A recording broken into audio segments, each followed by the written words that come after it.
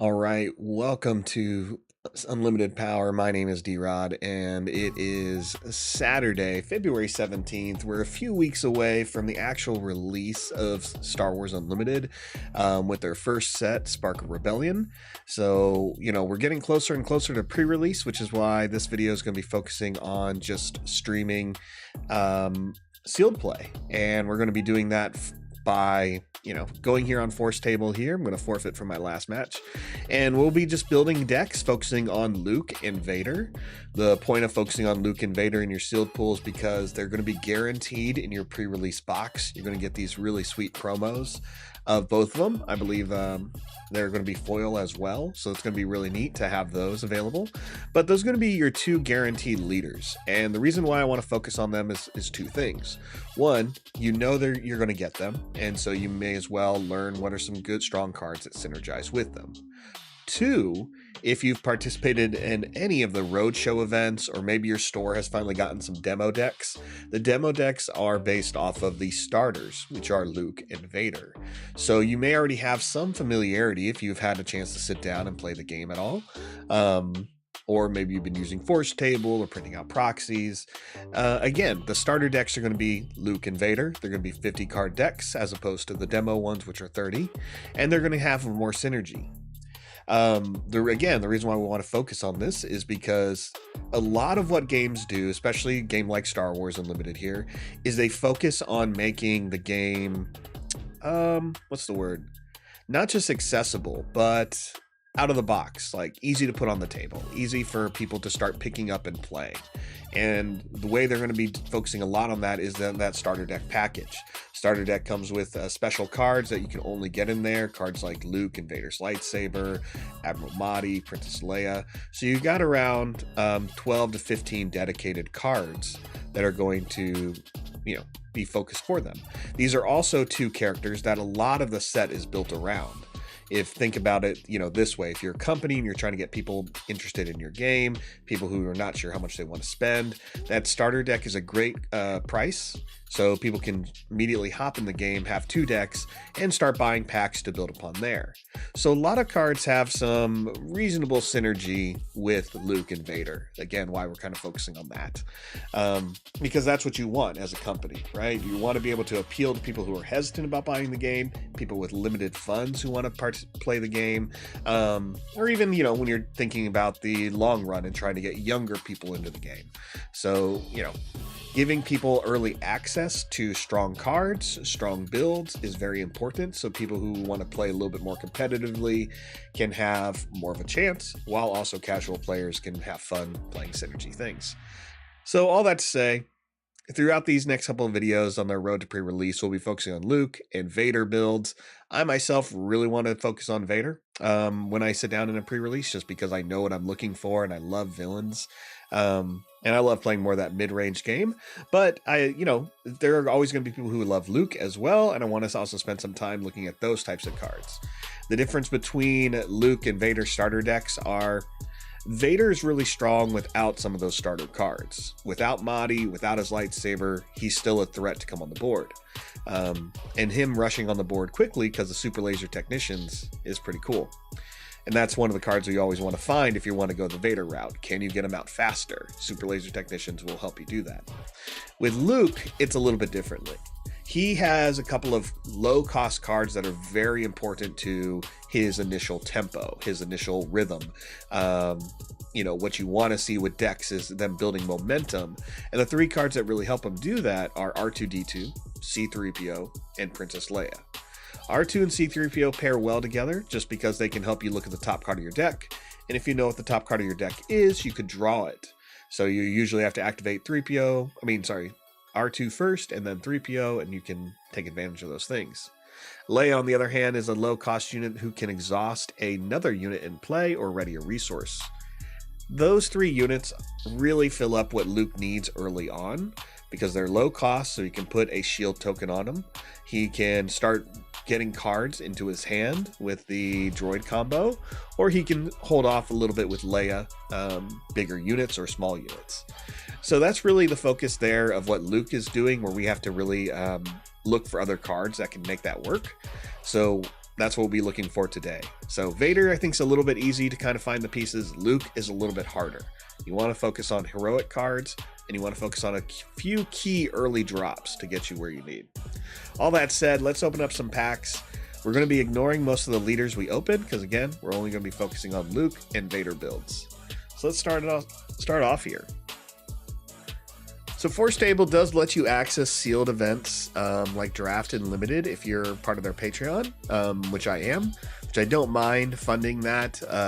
You know, it does cost you a little bit of something, but it is for one person who's trying to run this whole site and gives you access to play some great games against AI like Lurkana, Flesh and Blood, Star Wars Unlimited, you know, things like that. So it does come with a price, but if you're wanting to practice or just get more of a feel for the game, it's really great, especially if you want to try Limited.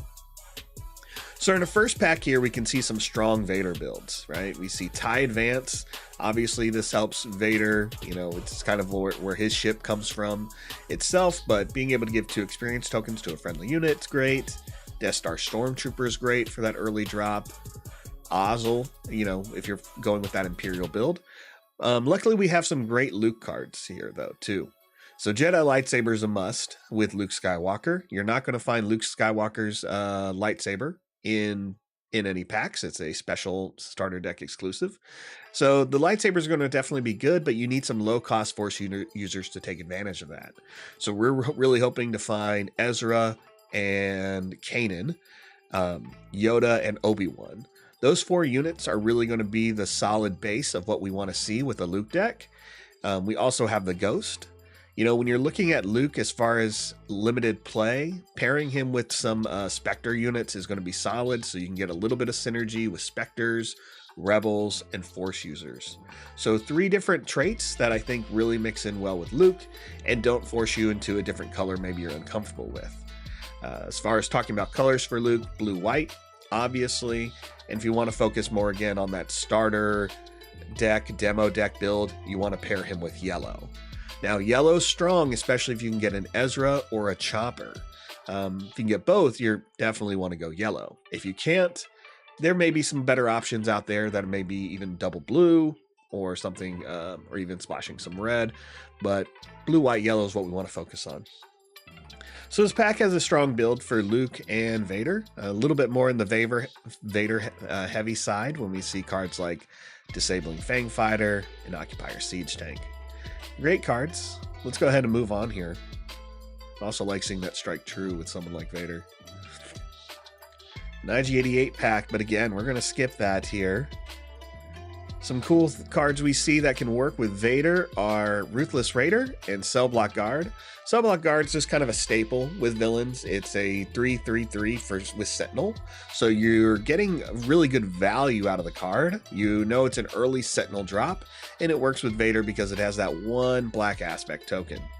So when you play it, as long as you have 1 more resource, you can use Vader's ability. Second card that pairs well is Ruthless Raider. This is a great card because it has the ability to get you ahead of the game or tie you up with your opponent. It can really kind of pull you out of a bad spot. Once you play it, you'll deal 2 damage to a base and 2 damage to an enemy, and when it dies, it'll do the same thing again.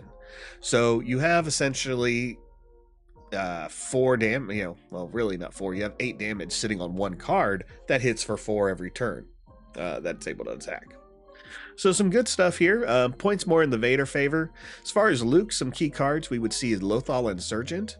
It hits mostly because it's a low cost unit. It's a 2-drop, so you can play it on turn 1. It's a 3/2. When you play it, if you play another card, you can have your opponent draw and discard. It's not bad in Limited. I'm a big fan of that in Limited, having them discard cards, especially if we can get a Kanan on our side and start milling them. So it's a good one to put in your deck. Sympathizers as well is a great 4-cost card.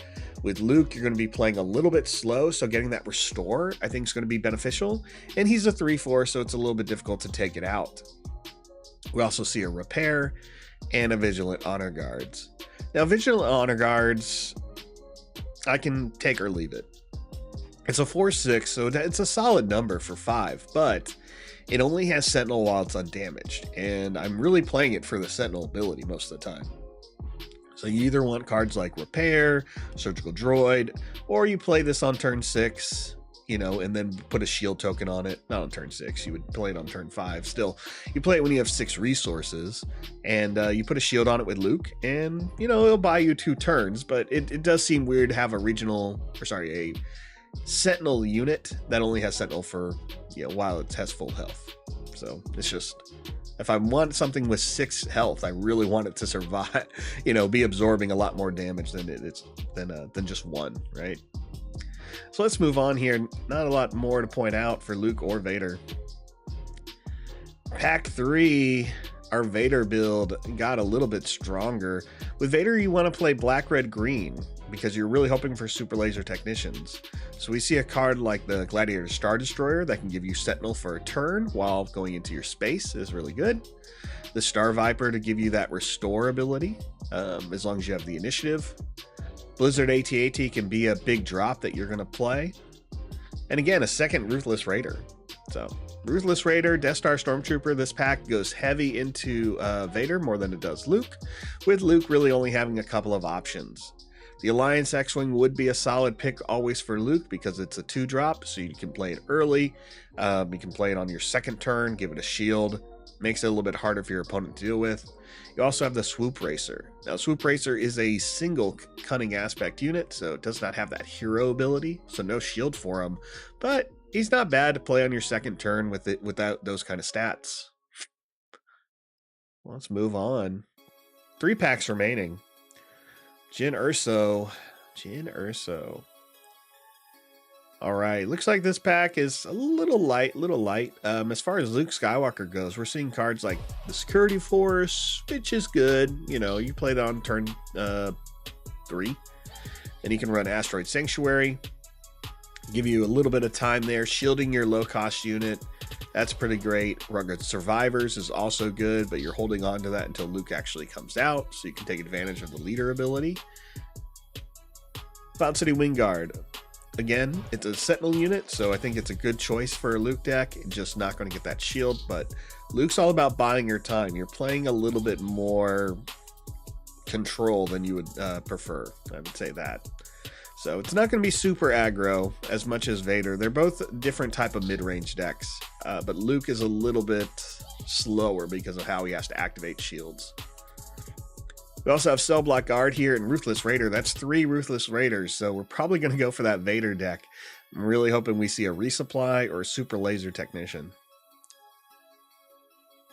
2 more packs. Oh, Krennic, big fan. Okay, more in the favor of Vader here. We have a TIE Fighter, which is great for that early drop. A Snowtrooper, which can get stronger when damaging damaged units, attacking damaged units.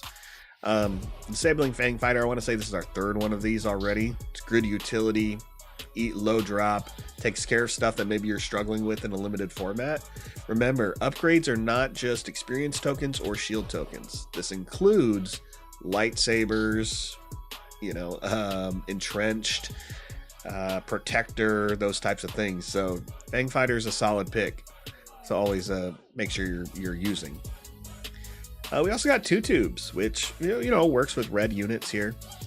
Another Star Viper, an Academy training, a general tag. So favor to Vader overall. In the Luke's pile, we just really have the Rogue Operative here, who has Saboteur in Raid 2.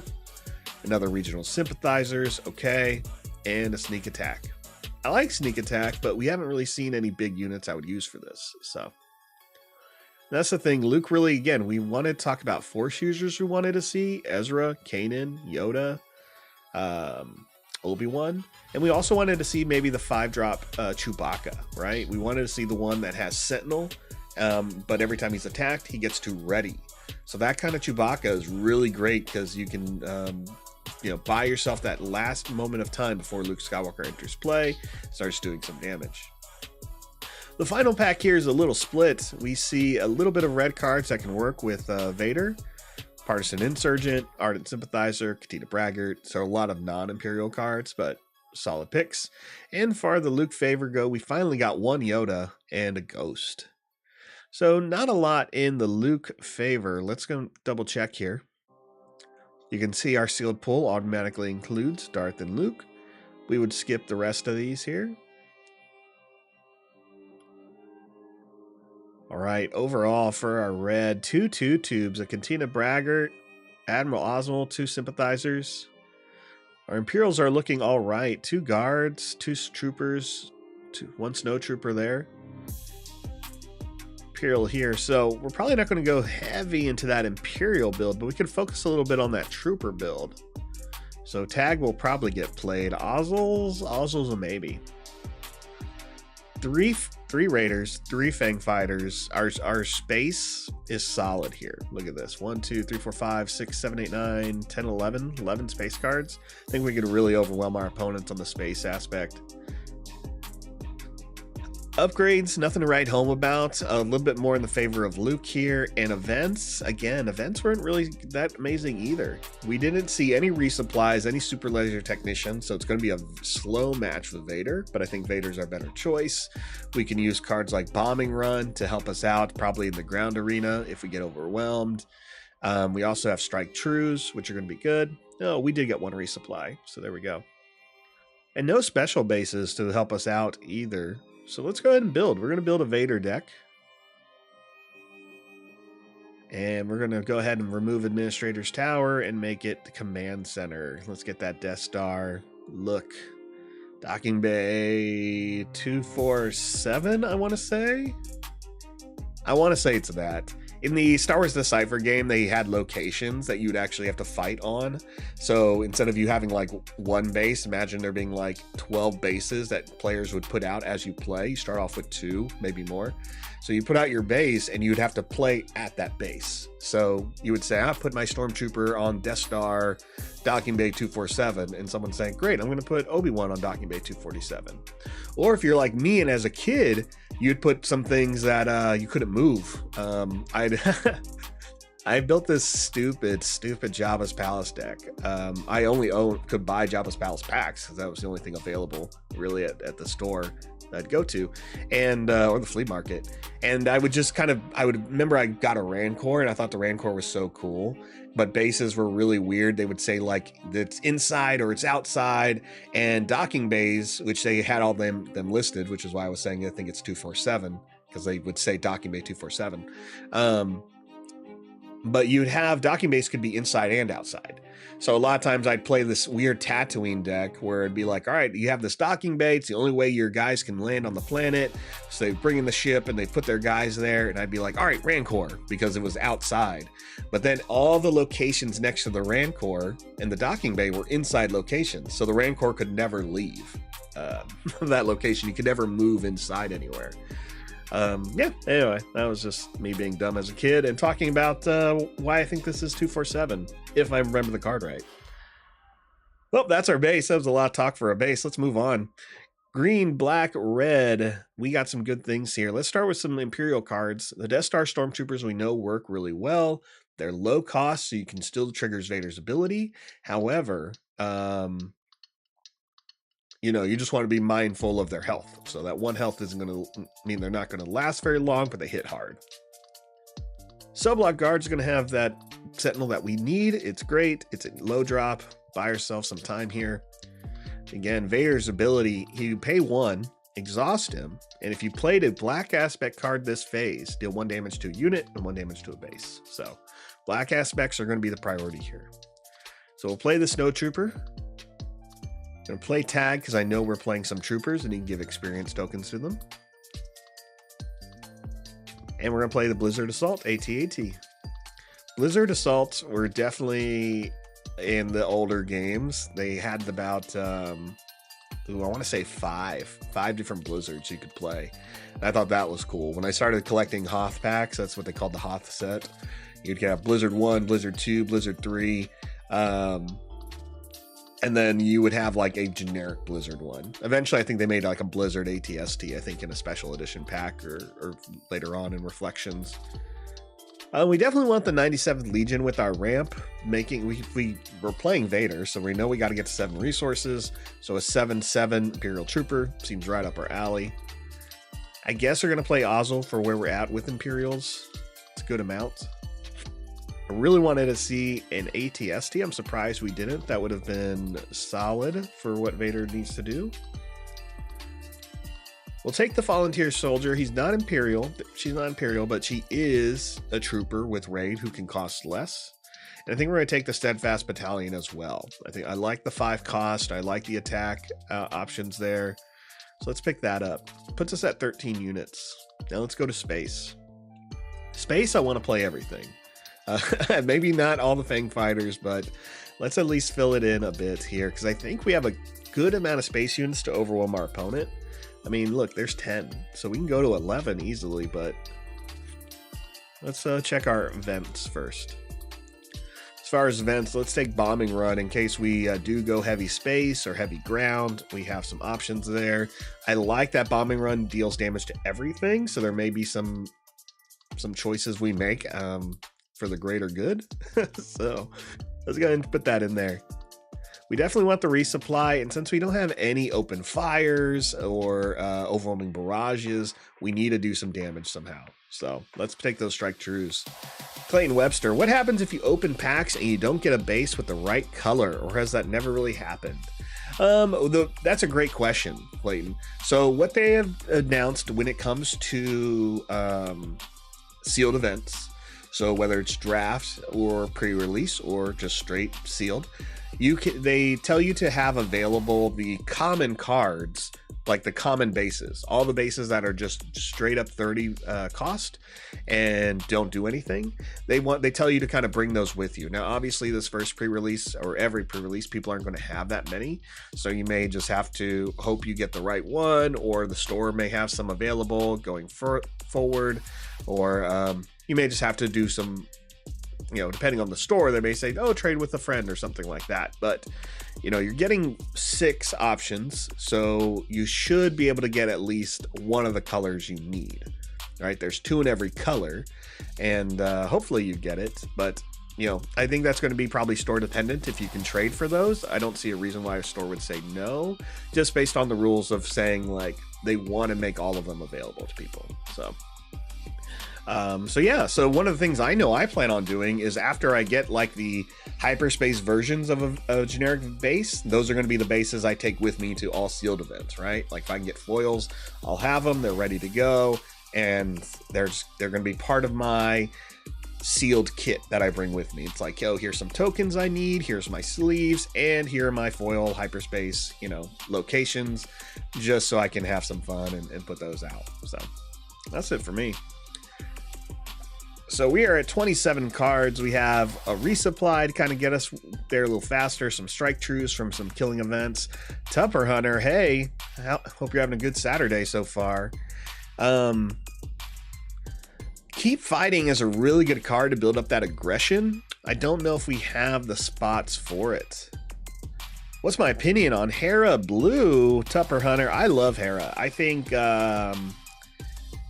Hera can have some solid fun. I like her with blue, that's for sure. So, I want to try Hera more in a Twin Suns format, though, taking advantage of a lot more Spectre and Rebels and really building on that theme. Even though it's a singleton format, you can not only play all the Spectre units, you can pair the colors really well. I'm thinking Hera and Luke, because I really like that blue, and I won't lie, part of me thinks about double blue just to play like Vigilance, but I think Hera goes really well with blue. Ghost, obviously, Kanan, they really hit you very very hard, but again, building on that Spectre build I think is really great, and pairing it with Luke, it's going to give you a lot more shields as you're and give you that synergy, because all those rebels are rebels, all the Spectres are rebels. So I think it's really solid. That's kind of what I'm thinking. If anyone asks me about Twin Suns Hero, I want to just try Hera Luke first. That's what I'm going to go with. Anyway, we have 3 more cards to pick. Precision Fire here. Death Star Stormtrooper fits the build. First Legion Snowtrooper, Tag. Really, a lot of these low-cost units do. But I think I'm going to put in a couple of more units just to buy us some time. That leaves a Sympathizer, who's a trooper, and 2 Tubes, who's a rebel trooper. Neither of these guys are going to trigger Vader's ability, though. These are all fun ones. You know what, let's take the Sympathizer here because it is a trooper, so we can make him a little bit stronger with Tag. And I don't think we have another space. We do. I'll take another Fang Fighter. So that gives us 30. We're at 26 units, 4 events. Upgrades, yeah. Upgrades are okay. We're not going heavy into that. Let's try this out now with Vader here. Top Runner asking, great question. This one is. That was a very Yoda sentence. Great question. This one is. Can I ask a tip? Is it worth spending money now on a booster box or wait till it releases? You know, the way a lot of card games go, especially games that are new, once they release, they can be pretty hot and hard to get in consistently. Now, I know Fantasy Flight has been taking a lot of precaution and trying to make sure it's having a steady flow of boxes coming in to stores, making product available. They need that. Any card game knows that big lull from set to set really matters, right? You can really lose a lot of your audience, a lot of your buyers, if there's not enough content put out quickly, if there's not product put out soon, or if product is hard to get. Think about Lorcana. I'm thinking about early Flesh and Blood. I'm thinking about early Digimon. I'm thinking about all these card games that started in the past 5 years that kind of showed us they come in hot and people buy it out, and then no one can play who's interested in playing.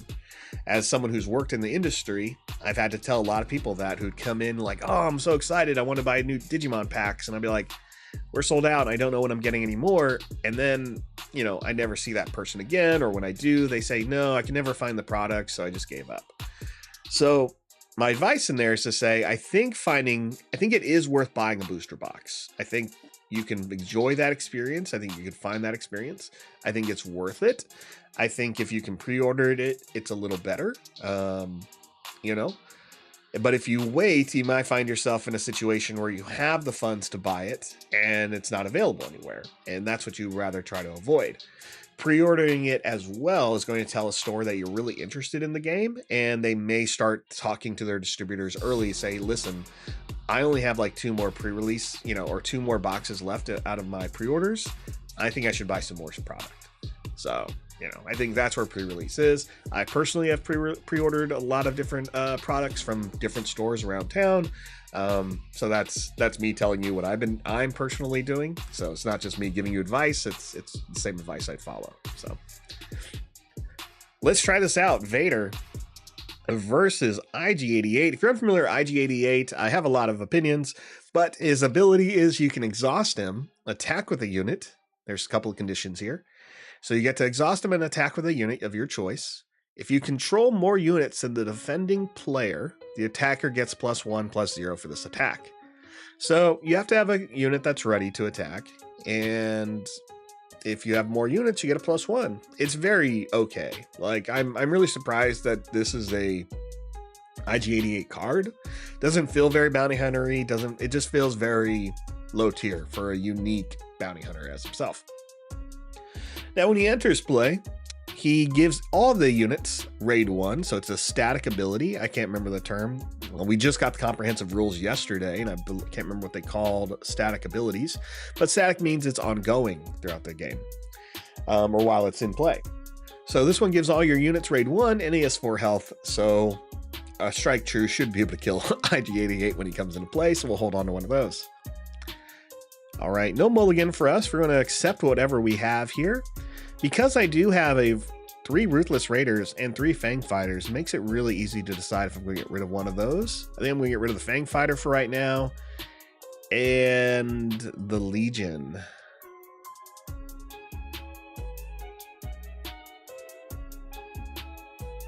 Clayton asking, even space units for IG? Yes, even space units with IG-88.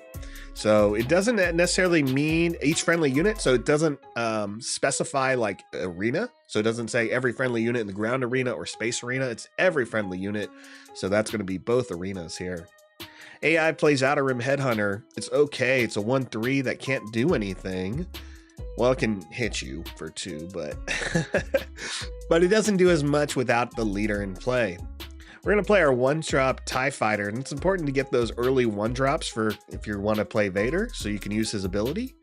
We played a unit with the Black Aspect token. We had 1 resource available, so we're going to deal 1 damage to a unit. and 1 damage to the base. And we're ahead. We did it. We did it. There we go. We're ahead. Pass.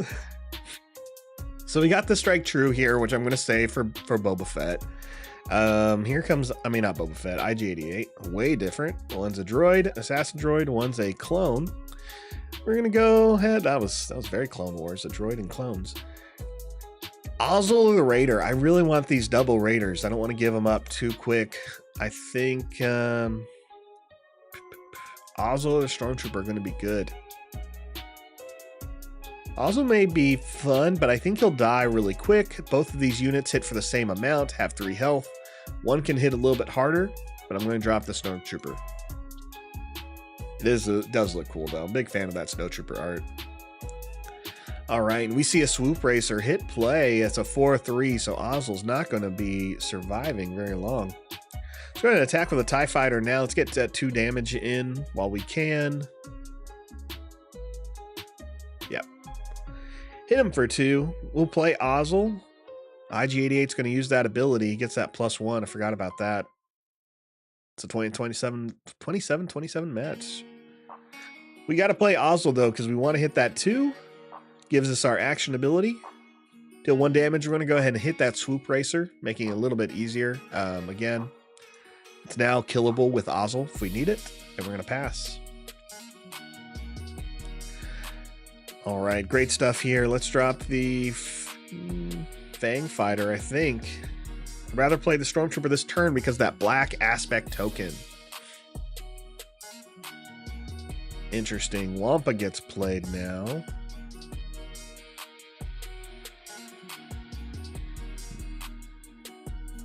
Go ahead and swing with the Admiral Ozzel. We'll swing into the base. I want to see if the Swoop Racer does. It's probably just going to hit us directly. Again, I could have played a unit and tied. Yep, hits us for 5. I should have just played the unit. Let's take care of the Outer Rim Headhunter. No problem. I don't want to deal with that anymore. We are 1 turn away from IG-88 hitting play. Let's put out our Death Star Stormtrooper. Use our Vader ability here. And we're going to go ahead and damage the Wampa. Start dealing some damage to him because he's a big guy. Now, IG-88 can come into play. We won't be able to kill him with anything because we need a unit that's 4 or stronger. Double cell block guards. But we can at least do 3 points of damage to him. And we're 1 turn away from that Ruthless Raider. IG-88 comes out first. They have 5 more resources they can play. Let's see here. I could play the Strike True. Elliot Whites, haven't I done a video like this already? I have. I'm actually just going to do some streams focusing on, this for the next couple weeks on Saturday mornings. Usually I want to do sealed, but with us so close, I just want to kind of show all the options, what you can do with Luke and Vader. And since every sealed session is always going to be different, why not, right? Because you never know what you're going to get in those packs. So yeah, I just figured we'll do this. I'll have fun. But I appreciate you joining, Elliot. Appreciate you hanging out, that's for sure. IG-88 sitting there. He's strong, man. Not that strong, but I just don't want to take any damage. I don't want to take any damage from this punk. All right, I'll put the Cell Block Guard out now. Out comes Syndicate Lackeys. Such a good card. Has ambush, so there goes the Cell Block Guard. Deals 3 damage back to the Lackeys. No good, no good. All right. We did play a Black Aspect token, or Black Aspect unit, though, so we can go ahead and deal damage to a unit. Deal 1 damage to somebody. I can take out the Wampa. I'd probably go for that Wampa, but I'm going to go ahead and put on IG-88.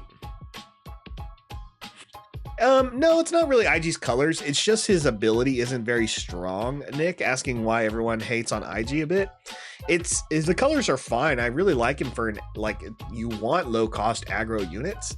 It's just kind of disappointing that his health isn't strong. If you compare him to the Iden Versio, she comes out, I want to say it's 6 resources, maybe 5, but she has a very similar health of 4, and she has a shield that protects herself. Okay, that's great. Sabine comes out earlier, and has a low health, but it makes sense because she can come out on turn 4. So why is it on turn 5 IG-88 doesn't really have a strong ability, like something that changes the game enough? And why does he have no way of protecting himself? With cards like Open Fire being a common, he can just die so quickly. If I had an Open Fire, I wouldn't be worrying about him at all. Let's go ahead and take out the, let's see, the Wampa went after the Trooper as he should have. We'll take out the Swoop Bike. Let's get that out of here. That is going to leave IG-88. We're going to take some damage. Watch, I'm going to talk all this mess about IG-88, and he's going to take me down. Luckily, we're 1 away here. Let's drop the battalion. So I can take care of the Wampa.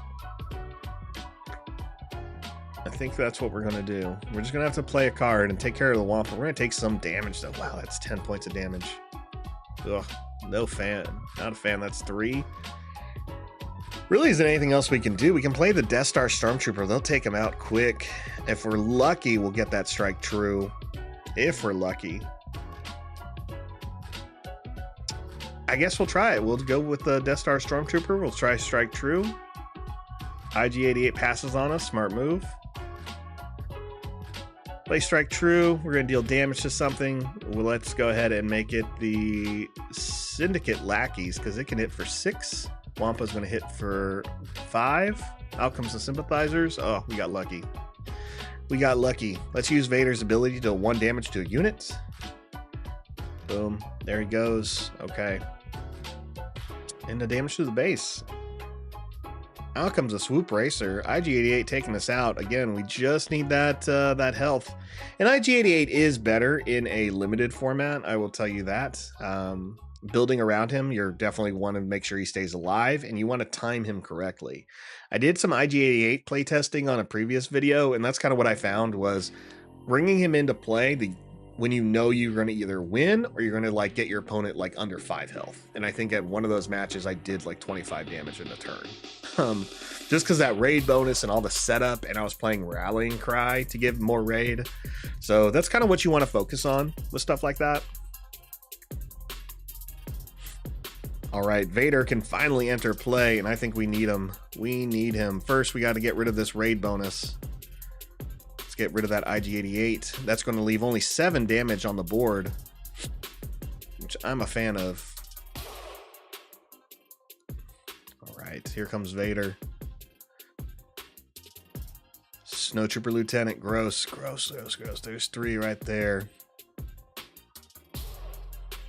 So we can play tie advance, make Vader a little bit stronger, but I think what we're going to go ahead and play is Ruthless Raiders. Deal 2 damage and then 2 damage somewhere else. We're not going to be able to kill anything. Vader should have swung on the Swoop Racer first. Should have done it. All right, we'll hit the Sympathizer for right now. Perfect. Swoop Racer didn't swing. Let's go ahead and go for it. 2 damage somewhere else. We're going to go ahead and take out the Lieutenant, take out the Swoop Racer. AI is going to go first, which I'm not a fan of, because there it is. They got the Ardent Sympathizer. That's game. They got us there. Enough units to put them out. That's what you want with someone like IG-88. Great time. We just did not get the support to rush like we wanted to. And that's it. Swings, hits us for 6. Great choice, great choice. All right, AI got me there. Let's run this back one more time. And this time it's Grand Moff Tarkin. So again, IG-88, it's all about playing correctly and hoping your opponent does not have the kill event to take him out.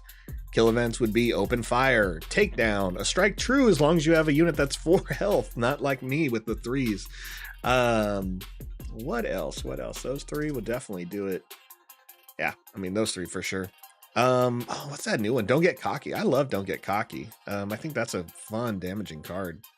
No mulligan for us. Let's accept with what we have here. We're going to drop the Viper and the Battalion. I like this. We have Volunteer Soldier and Death Star Stormtroopers. IG-88 is definitely for more of a rush deck, right? You want to set your board up and rush quick. It may mean holding on to some 1 or 2 drops that you know are better once a leader's out, say like Jetta Agitator, because they only have 1 health anyway. So you want to kind of hold off on that. So let's pause here. We got Vader versus IG-88. I mean, not IG-88. That was last game. Vader versus Grand Moff Tarkin, who holds the leash. Grand Moff Tarkin's ability is on attack, give an experience token to another Imperial unit, or when he's not deployed, pay 1 and do the same thing. The key to beating someone like Tarkin is taking out those units early, right? You don't want to let any Imperial unit stay in play, because Tarkin's doing the same thing Vader does. He wants to play units where he can still use the ability, so he's holding back. Now, we hold back so he can do more damage. He's holding back because he can make a unit stronger. Rather than deal with the stronger unit later, we should deal with them early on. So really easy for us to decide, yep, deal 1 damage there, which is great, kills the unit, and 1 damage here. Tarkin's now wasted his turn playing a 1-cost card. We can pass and move forward. Ooh, Bombing Run and Blizzard AT-AT. Since it's going to take a while to get to that Blizzard AT-AT, and we don't have that resupply yet in my hand, we're going to go ahead and drop it. AI plays Viper Probe Droid. A little bit harder for me to kill, but I can kill it, and I'm going to. We're going to go ahead and swing now. We're going to swing with the Death Star Stormtrooper again. Tarkin wants these units alive, and he's holding back to make sure he can put an experience token on them. I'd rather him regret that, and so that's what I'm going to do. I'll play a Death Star Stormtrooper. Tarkin takes the initiative. And I'll go ahead and play the Volunteer Soldier since it costs less. I don't have a unit I can damage that isn't my own with Vader's ability. So we'll just go ahead and get a little bit ahead here on the board. Volunteer Soldier gives us that raid 1. And let's be honest, you know, it's a Naboo soldier. So they got to serve Vader. Ooh, we'll drop the 97 Legion, holding on to this bombing run just in case they put something in space I need to deal with. A Vanguard Infantry, when it dies, give an experience token to a unit. Well, you know what? We're not going to worry about that. Let's just go ahead and kill him now. There are no units for Tarkin to put anything on, so we should kill it quick. It's out of here. We'll play a card now. We're going to make our Death Star Stormtrooper a little bit stronger. Tarkin's taking the initiative, so we don't have anything to use Vader's ability on. So we're going to hit the base for 5. We're in a good spot. We'll pass. Now that we're in a better spot, I don't feel like I need Bombing Run, so I'm going to drop him. We're 1 turn away from that seat from the Raider, and out comes a Siege Tank. Has grit. A little dangerous there. Do I base my strategy on the opponent's leader or more on the color of units they could play? I base it a little bit more on the leader, especially in like constructed. They're probably going to be built around that. And limited, which we're doing in, you know, what we're focusing on today, you want to kind of pay a little bit more attention to the colors. Your opponent, yes, is built something around that leader, but they may not have all the right pieces. You know, again, like we're focusing on Vader, but we don't have all the right pieces to make Vader extreme. Tarkin, however, just needs to be putting out Imperial units left and right. So we can kind of judge based on the color builds. It's going to be aggressive. It's going to be, especially they went double red. So I may have to plan on seeing a card like Aggression or Rallying Cry. If you see your opponent go double in the same color of some, or I guess he's not going double red, sorry. But if you do see your opponent going double of the same color, their base matches their leader in limited, that means they probably have a double card. They should have a double card. So I'd look out for that. Tarkin's red, black, green. So I can just assume it's going to be heavy Imperial units. But if I saw he was black, green, black, I would know he's playing Command probably. And he's definitely going to be taking advantage of cards like Krell. Like there's a reason why they went that direction. So. Let's go ahead and swing. I'm going to get Tarkin off the board now. We have 5 damage here and we got another raid bonus. Reason why I want to get Tarkin off is because he's going to put more experience tokens on units, and I'm not a fan of that. Yep, we're going to make that siege tank bigger, but there's nothing else we can do there. If the siege tank is smart, he goes after the Death Star Stormtrooper, but because right now it's going to hit pretty hard. Put out a couple more units. We'll overwhelm our opponent here. We have a Ruthless Raider next turn we can play, and a Fang Fighter that we can use to get rid of the experience token. Resupply is going to drop, and we're going to put it down as a resource. We only had one, but that's the point of the card anyway. And look, they just played Saboteur. How dare they? Play the Fang Fighter. We can get rid of Infiltrator's skill, which gives it +1/+1, or an experience token. We'll get rid of the skill since it has an ability. I am not in the UK Tupper Hunter. I should visit the UK sometime. That'd be great. But no, I'm based out here in the States in Portland, Oregon, which is on the west side of the country, northwest side. So we get a lot of rain. It gets pretty cold from time to time, but not a lot of snow. But yeah, just the northwest side, Pacific Northwest is what we call it. All right, we're going to go with the Legion Snowtrooper because it's going to get +2, so it hits for 4. So it should be able to kill the Siege Tank. Yeah? Siege Tank's at 4 health and 5 with the token. Perfect. Out comes Admiral Piet. Admiral Piet's a great card. It's Imperial.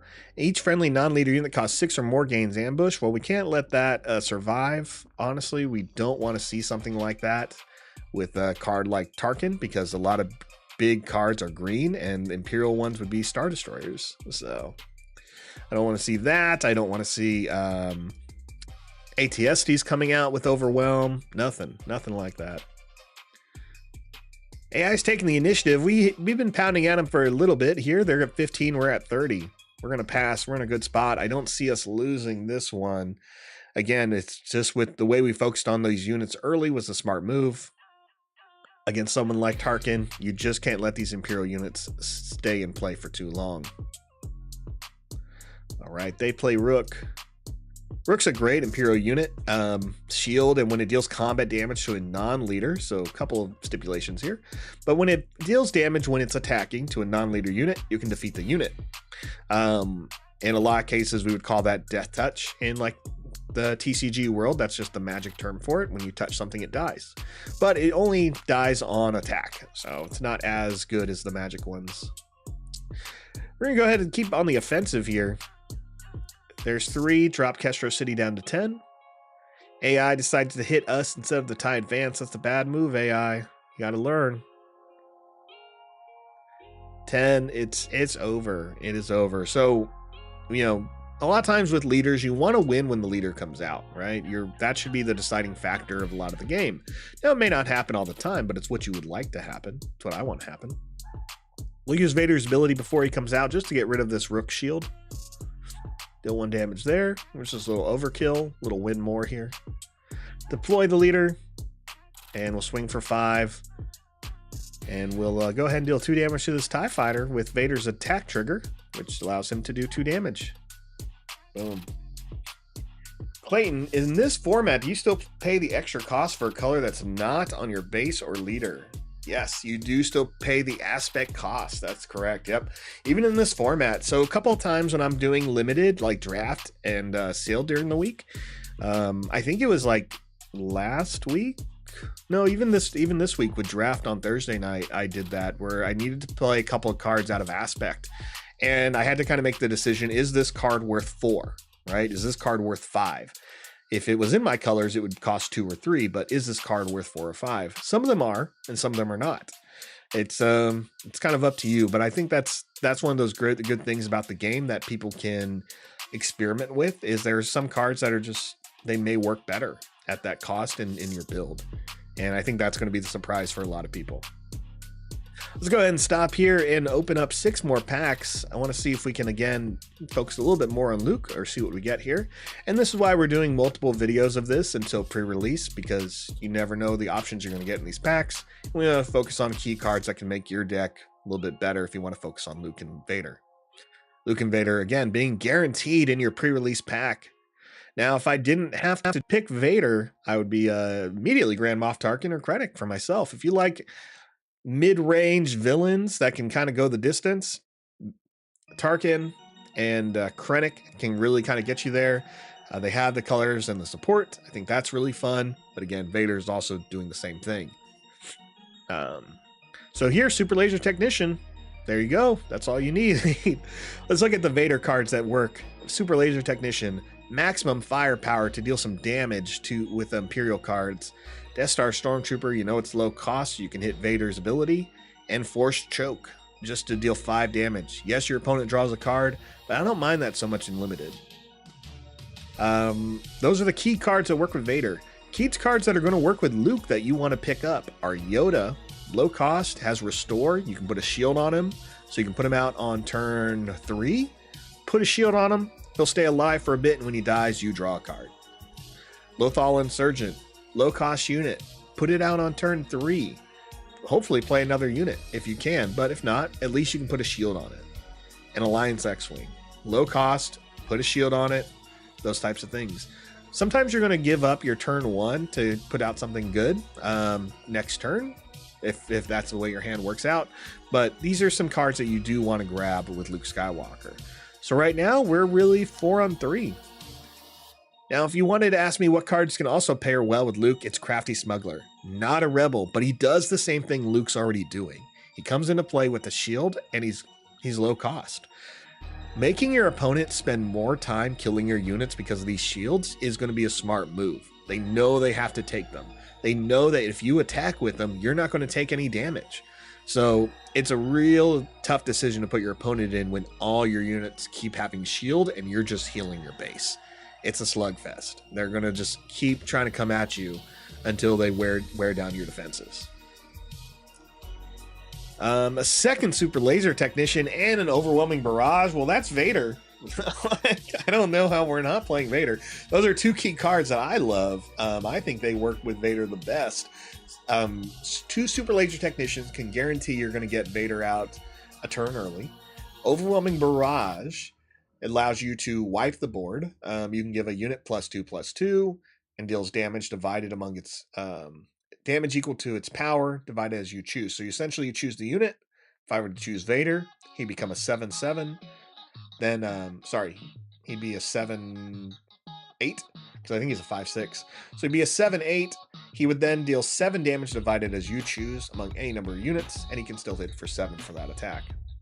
I think it's great. Just think it's awesome. I think it's a card that gets you back where you need to go. Now for Luke cards, Vigilance. I'm a big fan of double blue with Luke. So reason why, you can discard 6 cards from opponent's deck. 6 in a limited format is so much. Tub Hunter, another question. If you know your shop hasn't pre-ordered Star Wars Unlimited, would it be too late now? No, your shop would probably struggle trying to get it in on time, depending on their distributor. In the US, there's only about 2 distributors they're using. Directly is Asmodee, and then the other one is like Southern Hobby. Most of these distributors can get stuff to stores within a week. As someone who's ordered from a lot of distributors in the States, depending on your relationship and proximity, you can get it pretty fast. UK though, I'm not sure. I'm not sure how quickly those distributors work, what their warehouses look like with product. It's not to say they couldn't, but it really is dependent on the shop and their relationship. So, and the money that they have to put up front. If they're doing pre-orders, or if you can convince them to do pre-orders, they may be able to do it.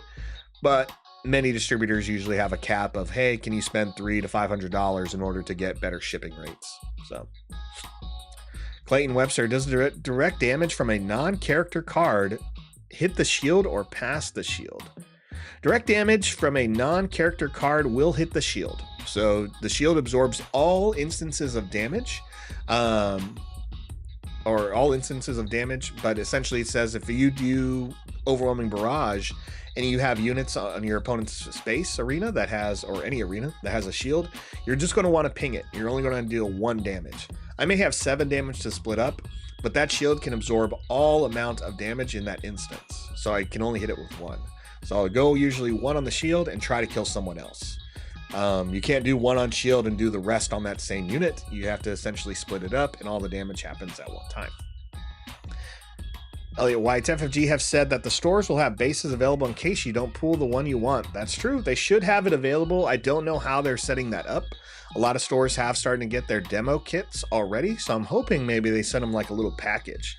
I know I've advised some store owners to hold on to those cards, especially after pre-release or other events of drafts, because those are going to be the cards you're going to have a lot of. It's kind of like in Magic where everyone has land. It's just going to kind of be the card I think some people even leave on the table after an event. Like, I don't need this base. So I've been telling stores, like, hold on to those. You never know like how many of them you're really going to need. So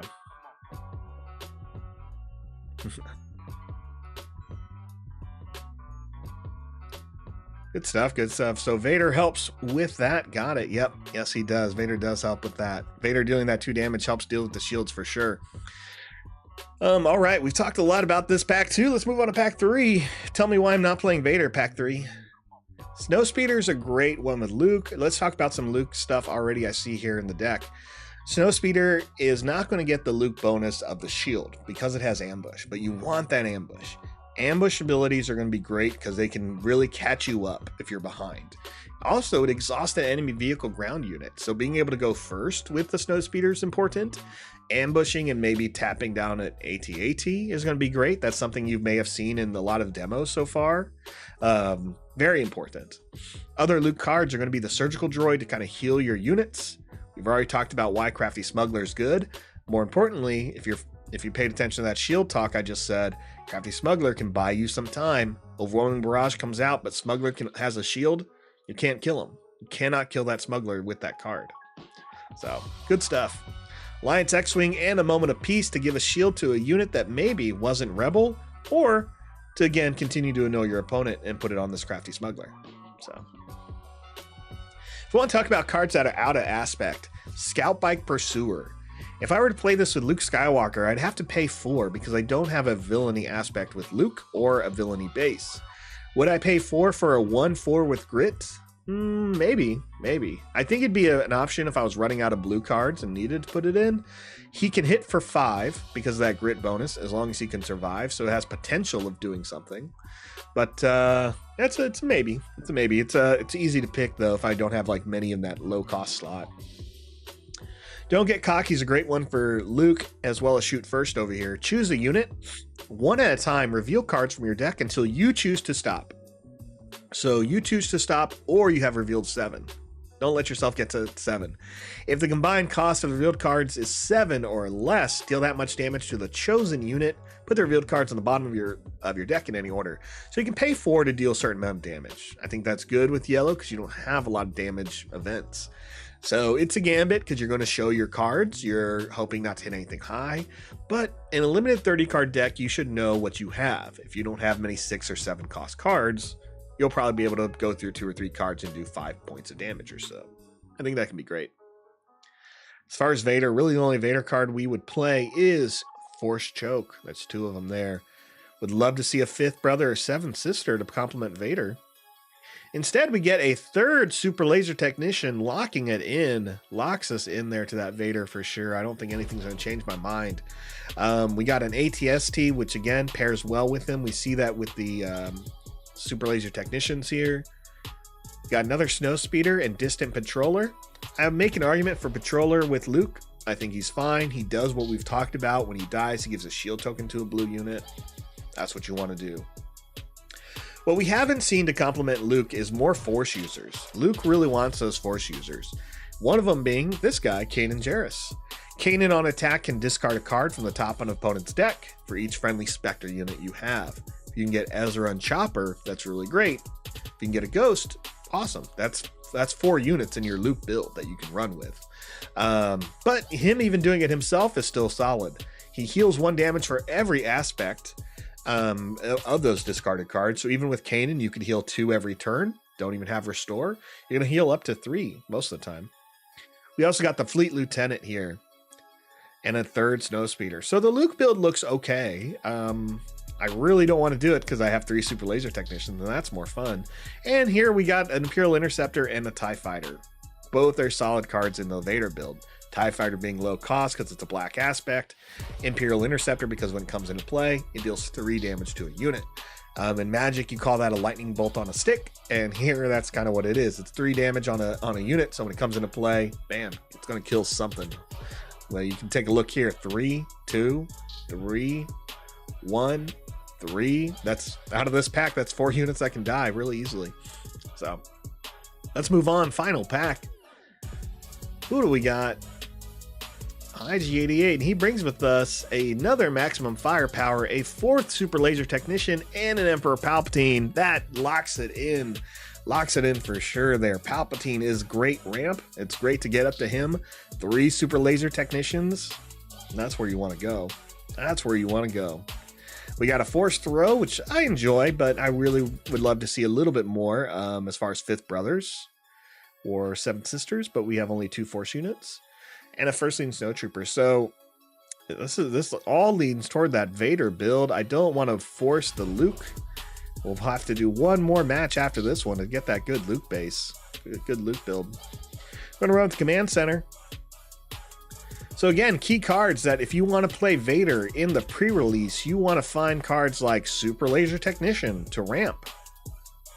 You want to have cards to ramp too besides Vader. Vader's not bad, but he may not survive if you don't have strong upgrades. Luckily, we were able to get Emperor Palpatine. It comes out at 8 resources and the ATST. Both are great cards that are going to be tough for people to deal with. Okay. Then we need to have low-cost black aspect units. So we're going to start there. Death Star Stormtrooper, yes. Snowtrooper, yes. Tag for those troopers, yes. Seasoned Shore Trooper, Snowtrooper Lieutenant. Let's go ahead and go to space before we come back to our ground units. We want to make sure we're maximizing our black units. Imperial Interceptor, yes. TIE Fighter, yes. Okay. Gives us 13 units. We'll start here. V-Wing's going to draw a card. I think we can use that. Corellian Starfighter is just a 5/4/4 Sentinel. It's kind of a maybe. Star Viper has Restore. Why not?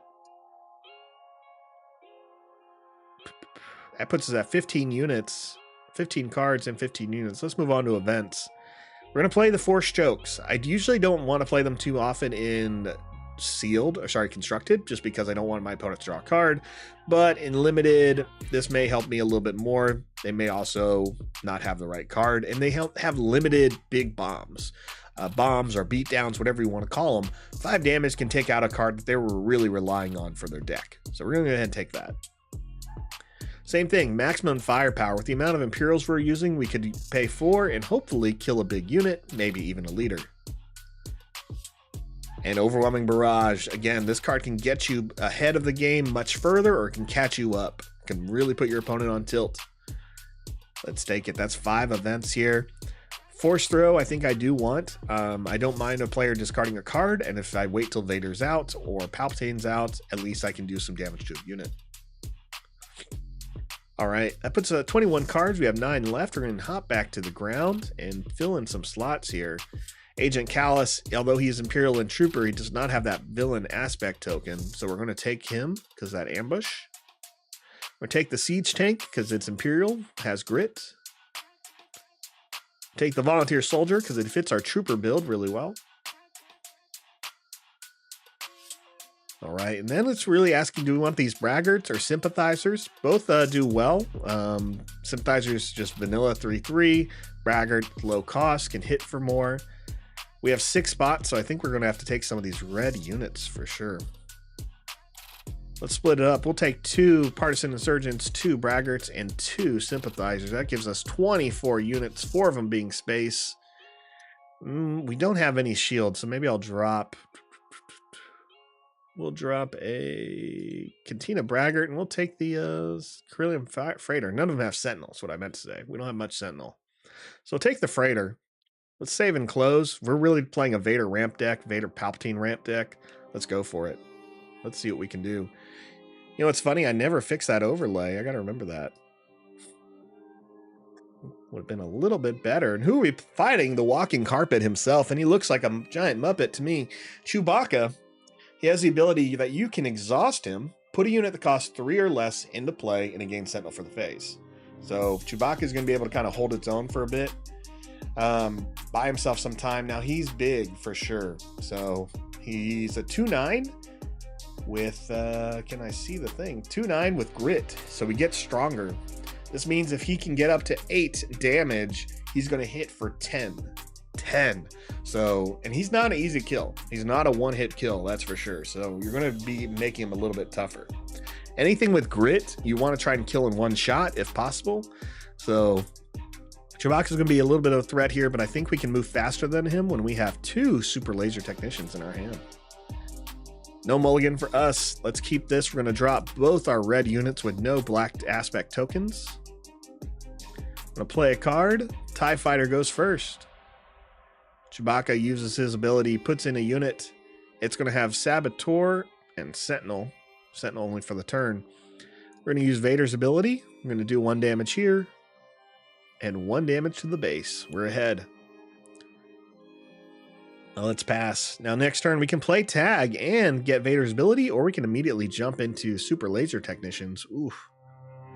Then we're going to jump immediately into Super Laser Technicians. I'm going to drop tag since we're not going to have any troopers for him to take advantage of. And we want to get close to Agent Callus. So let's play a Super Laser Technician here. We'll take 2 damage and we're going to hit our opponent for 2. They're going to take the initiative. And next turn we'll play a second Super Laser Technician. We're going to kill our own by using him to swing into the Rebel Pathfinder. And then we're going to play 1 and kill it probably with Vader's ability. Opponent plays Underworld Thug, some colorless 2/3. Let's take care of this Pathfinder now. It has Saboteur, already has 1 point of damage. We're going to ramp up. Look at that. We're at 5 now. That's great. We could play Callus. We could play Callus right now, but we're playing for the long game. Here comes the Technician. We'll take 3 damage from the Volunteer Trooper. Deal 1 damage to our own Technician. Deal 1 damage to the base. 26-25. Since the opponent already has the initiative, we're going to go ahead and swing. We got to swing into this because of the Sentinel. That's fine. We'll kill it next turn. We'll go ahead and do that. And then we'll play a First Legion Snowtrooper. We're at 6 resources. Vader comes out next turn. 2 turns early. How do you like that? I love it. I love it. Let's drop the Technician. That's all he's going to do anyway. We're at 7. Our opponent's only on 5 resources, and we're at 7 resources. Let's make it happen. Let's make it happen. We got to get rid of this dumb shield, though. Sentinel ability. Luckily, we can. We'll play this Death Star Stormtrooper first.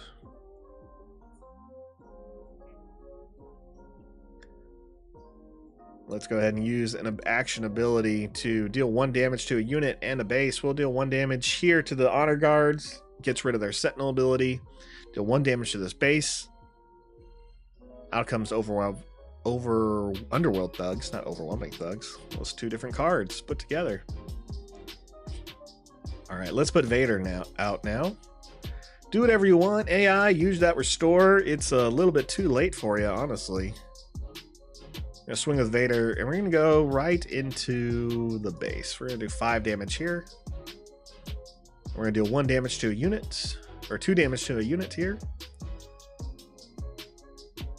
Let's take care of the Volunteer Soldier, I think. They'll take 2. Attack with First Legion Snowtrooper. It's going to have Overwhelm and get that +2 bonus.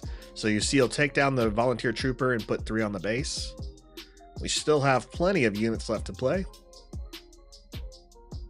We'll play Callus. Again, we got Chewbacca, or we got Vader out 2 turns before Chewbacca comes out. So I think we're in a good spot. We're going to pass and move on. And this is the point of Super Laser Technicians. Look how quickly we went. We'll put out another Super Laser Technician. We're now at 8. So if we grab Palpatine, we would guarantee a win. No problem. Let's go ahead and swing with Vader now. Into the base, we'll do 2 damage to the Restored ARC, getting rid of their Restored ability. They're at 13. What's Chewbacca doing? He puts out another Restored ARC, and it has Sentinel this time. Well, that's not gonna bother us at all. Let's play Force Choke. I don't want to deal with this Vigilant Honor Guard taking out one of my units. Play a Patrol V-Wing. Let's draw a card. 5 resources left. We got a second Force Choke. Swing on the base for 3.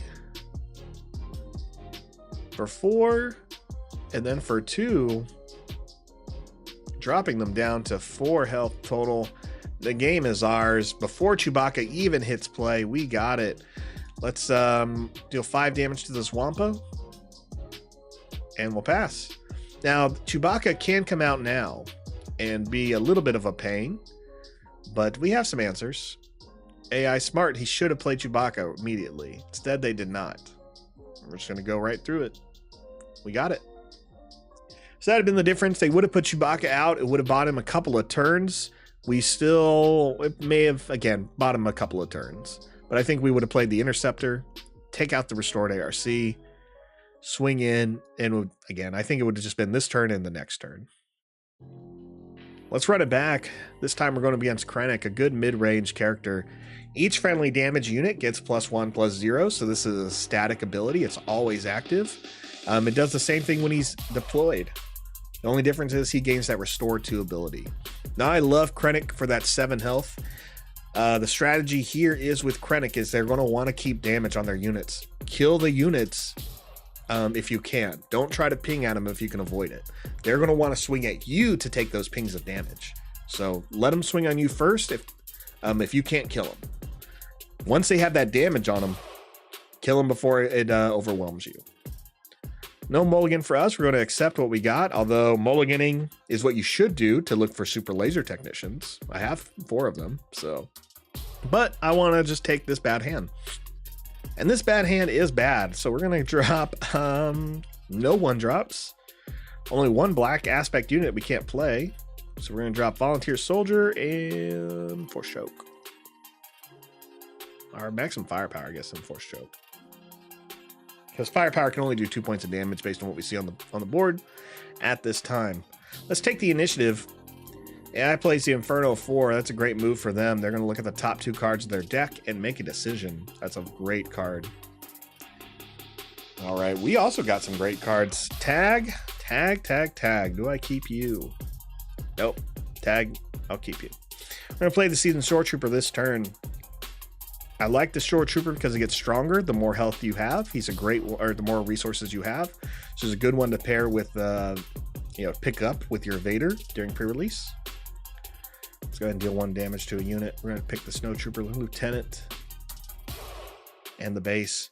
Now, if you're unfamiliar why the enemy's base has 4 additional health, it's just because in Forcetable they make the AI stronger. So if you win a game, you play an AI who has +4 health, and if you win 2 games, you play an AI with +8 health. So a little annoying, but I don't mind it too much. I'm gonna put out that V-Wing. We're at 4, and AI just played the Fallen Lightsaber on the Stormtrooper. On the Snow Trooper. So that's going to be a little annoying. Let's play tag. We'll at least put a token on our unit.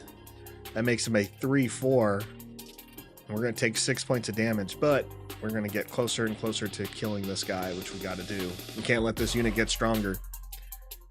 There's 3 points of damage. We take 6. It's still standing because he has 5 points of health, but we planned on this with Vader's ability. I planned on it at least. There we go. We got it off the field, off the arena. That's what I got to remember saying. Out of the arena. So it's out, and we don't have the initiative, so we'll pass. AI draws 2. We draw 2. We're going to drop the sympathizers here. We're at 5 resources. No super laser technicians. Make this a slow game. Again, smart move is to always mulligan for those, but I wanted to always show you guys what to do when you're stuck with the bad hands. Bad hands. Krennic has now hit play, and we need an answer, but I don't have one. So we're going to play Imperial Interceptor, deal 3 damage to the Inferno 4. AI is going to be able to look at the top 2 cards of their deck again. Let's use Vader's ability, deal 1 damage to a unit. The problem with this one is as soon as we deal damage to the Subblock Guard, he's tougher. But it's the only way I'm going to be able to kill that guard with tag. So if Krennic's smart, he'll kill tag first, but he doesn't. So let me swing on on the cell block guard, get it out of play, so we don't have to worry about 4 damage coming towards our base. This is a little bit more ideal. 2 and a 1. Yes, Krennic restores, but that's only 3 points of damage on the board. Let's take the initiative.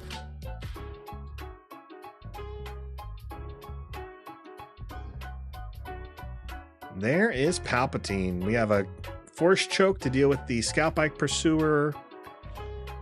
A couple of other good options here. That fighter with the Sentinel I don't think is going to do us any good. We're at 6, so Vader's still a turn away.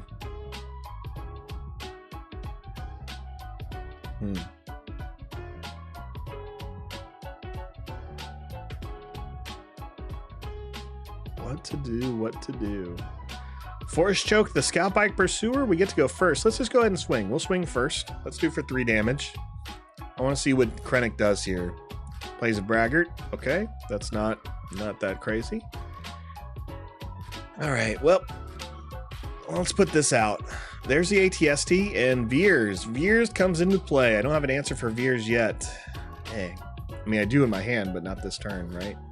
So we're going to get hit for, instead of 3 like I expected, we're going to get hit for 5. 5 instead. We'll take the initiative. We're going to get dropped down to 11 here. Definitely going to kill Veers next turn.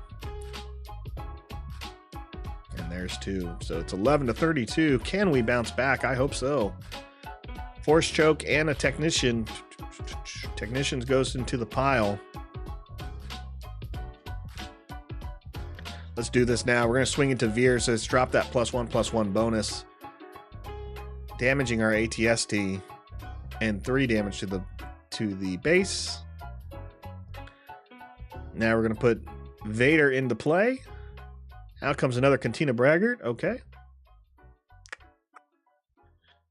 Man, they got rid of all their cards before we can do anything with that Force Throw. Let's play Overwhelming Barrage. Played on Vader. Gets 7 damage we can do now. You know what? I should have played on the ATST. That's what I should have done. Would have had 8 damage. Okay.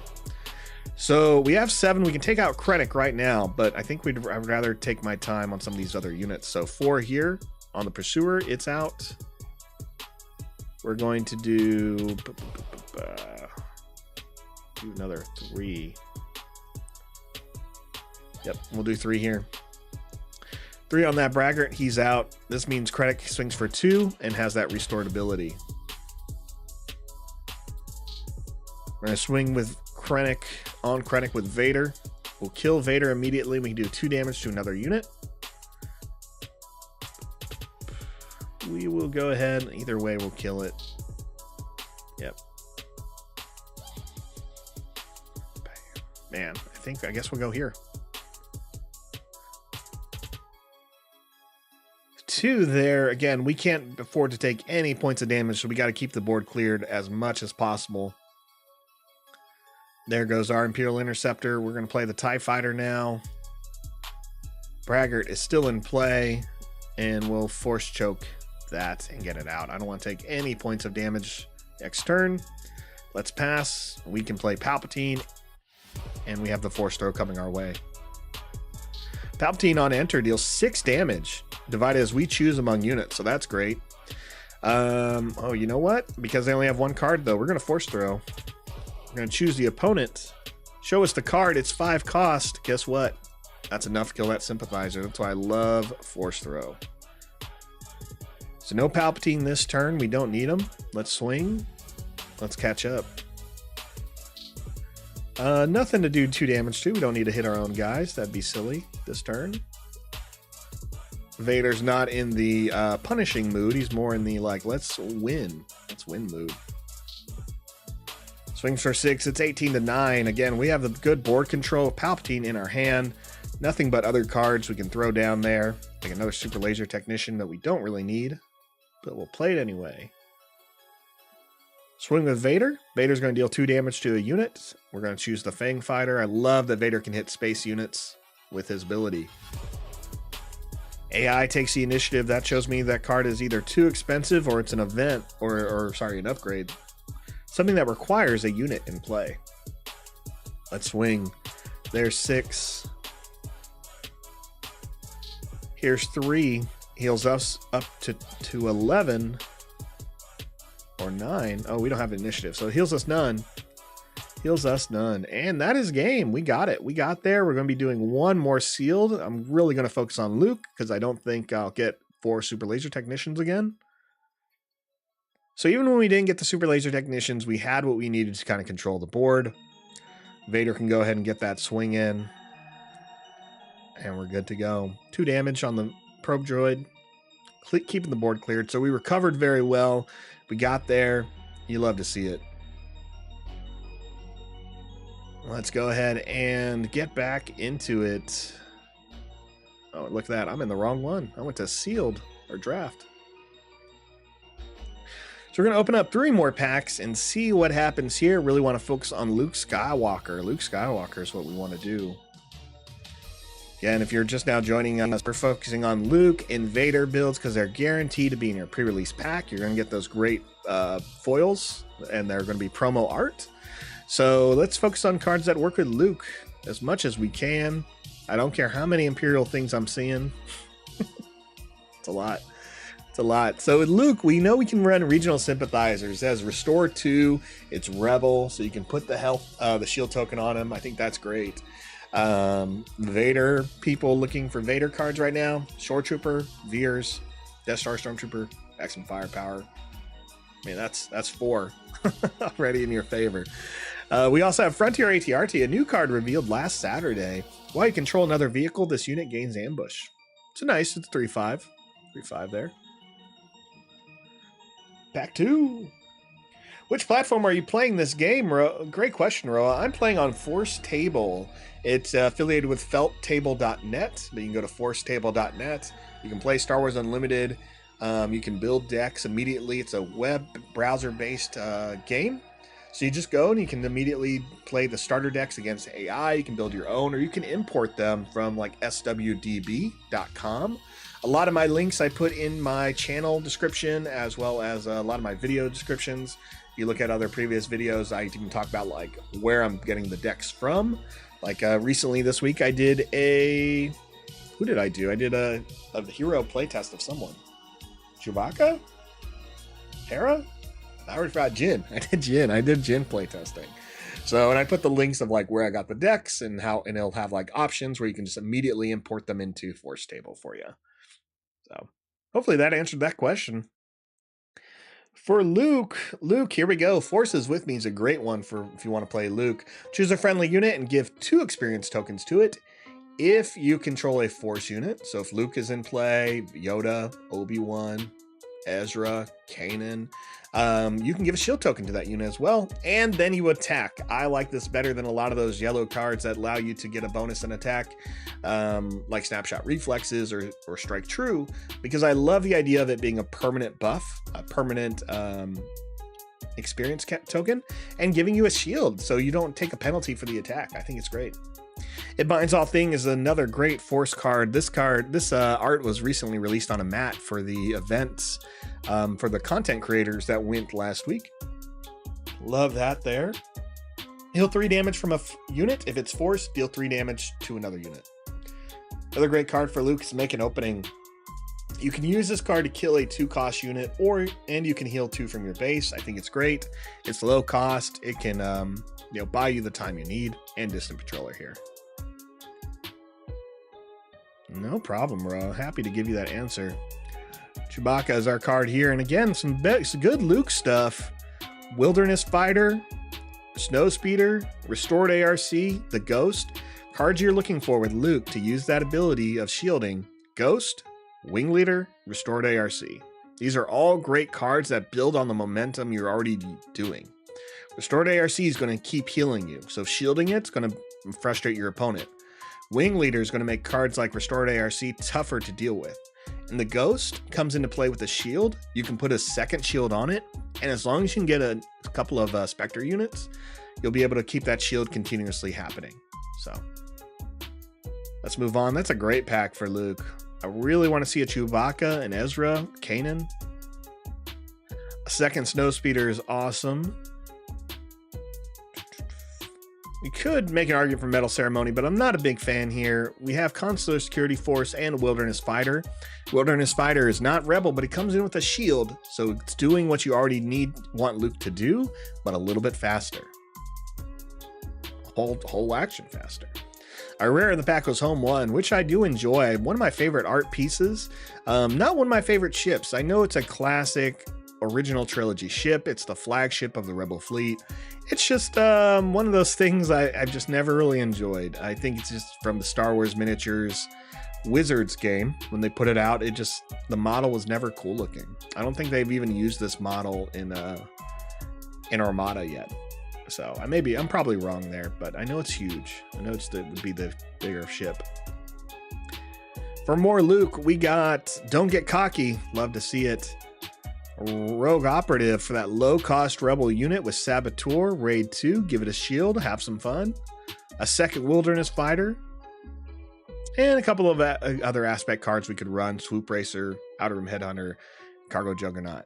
Again, you really want to see some Force users with Luke, which I'm not getting. We're going in our final pack here. I'm going to try Luke either way, because I think we can do it. Finally, a Chewbacca, a Redemption. Redemption's like really late game with Luke. It's 2 turns after Luke comes out. But it could be that powerhouse you need. It's just don't plan on getting it out anytime soon. We also got the Rebel Pathfinder and the Gunship. So I think we're in a good build for a very low tier Luke deck. Let's take a look at the sealed pool one more time. So for Luke, we want to focus on blue, white, and probably yellow. We know the surgical droid's going to be able to heal units. That's important with someone like Chewbacca. Chewbacca having that white aspect token makes him really important to put that shield on him. So you're not putting him out on turn 4. You'll probably put him out on turn 5, just so you can keep a shield on him. Consular Security Force, Sympathizers, Snow Speeders. These are going to be great. And 4 Wilderness Fighters. Man, the shields are going to be on there for days. Keep your shield tokens handy. That's for sure. As far as space, it's a real good mix of units. I don't mind what we're seeing here. Some of them are white aspects, some of them are not. Event-wise, we have Resilient. I think it's good. Entrench is such a maybe card. Just because we do want to be hitting their bigger units, but we also want to make sure we're hitting their base. So, and events are okay. So it's going to be a very low tier Luke deck. Again, what we really wanted was some Kanan and an Ezra, possibly a Chopper. We didn't get any of those, but we got the restored ARC. We got Chewbacca. I think that's kind of enough to build upon. We got the Snow Speeders and we got these Wilderness Fighters. So let's try it out. And again, it's a great thing to just practice all the time. We'll take the Administrator's Tower since it's already there. We know we're playing that blue, white, yellow build. So Chewbacca makes the cut. We really want to focus on white aspect tokens first, so we know we can use Luke's ability. Which, again, if you're unfamiliar, Luke has an action. Spend 1, give a shield token to a white aspect unit. So first condition. Second condition, or technically second condition. First condition is you have 1 resource. 2, is it a white aspect unit? 3, did it come out this phase? So similar to Vader, but I don't know. So it seems slower when you know you're using it to protect a unit. So, all right. So white aspect tokens first. Security Force, yes. Rebel Pathfinder, yes. Sympathizers, yes. Operative, yes. Anything with white, we're playing first. Okay, picking those first. Got to work with Luke. Gunship has Ambush, just like the Snow Speeder, so we'll probably won't put tokens on them. But Ambush is smart. It's going to allow us to really do some damage as soon as we get into play. Maybe get us ahead. ARC, the Ghost, the Vanguard Ace, the Wing Leader, and Redemption is such a maybe because of its high cost, but we're going to throw it in there anyway. All right, now let's focus on shield units. That should be your next thing with Luke. What comes out that has a shield in it? Distant Patroller, when it dies, will give a shield token to another blue unit. It's very situational, but we're going to take it. Blue units that come into with shields already are Wilderness Fighters. So we're going to take all 4 of those. I would love a Cartel Spacer. That would have been great, just because he's a 2-cost unit with shield. That would have been perfect. We're going to take the Lackeys because, again, Ambush. Ambush is so good. I'm going to take that. Gamorrean guards are going to offer our unit Sentinel as long as we have a yellow unit in play. Doesn't even have to be in the same arena. So I think that's good. Gonna play Cloud City Wingguard again, just for that generic Sentinel. Surgical Droid to heal our units. Cargo Juggernaut just for its shield itself, and it can heal if we have another blue unit in play. Heal our base. Doesn't leave a lot left. We'll take the Swoop Racer for that good low cost, and it's a 4/3. We got 6 spots left. So let's go to upgrades and events. For events, Don't Get Cocky is going to be able to do some damage here. We got to be careful if we run into the restored ARC, but a lot of other things are really low cost, so we'll take it. Make an opening, yes. Binds all things, yes. Stuff that's going to keep Luke alive. Force is with me, yep. Cost 5 less, you may heal. So You're My Only Hope is good, but consistency of using it, I don't know if we're going to get there. We have 3 spots left.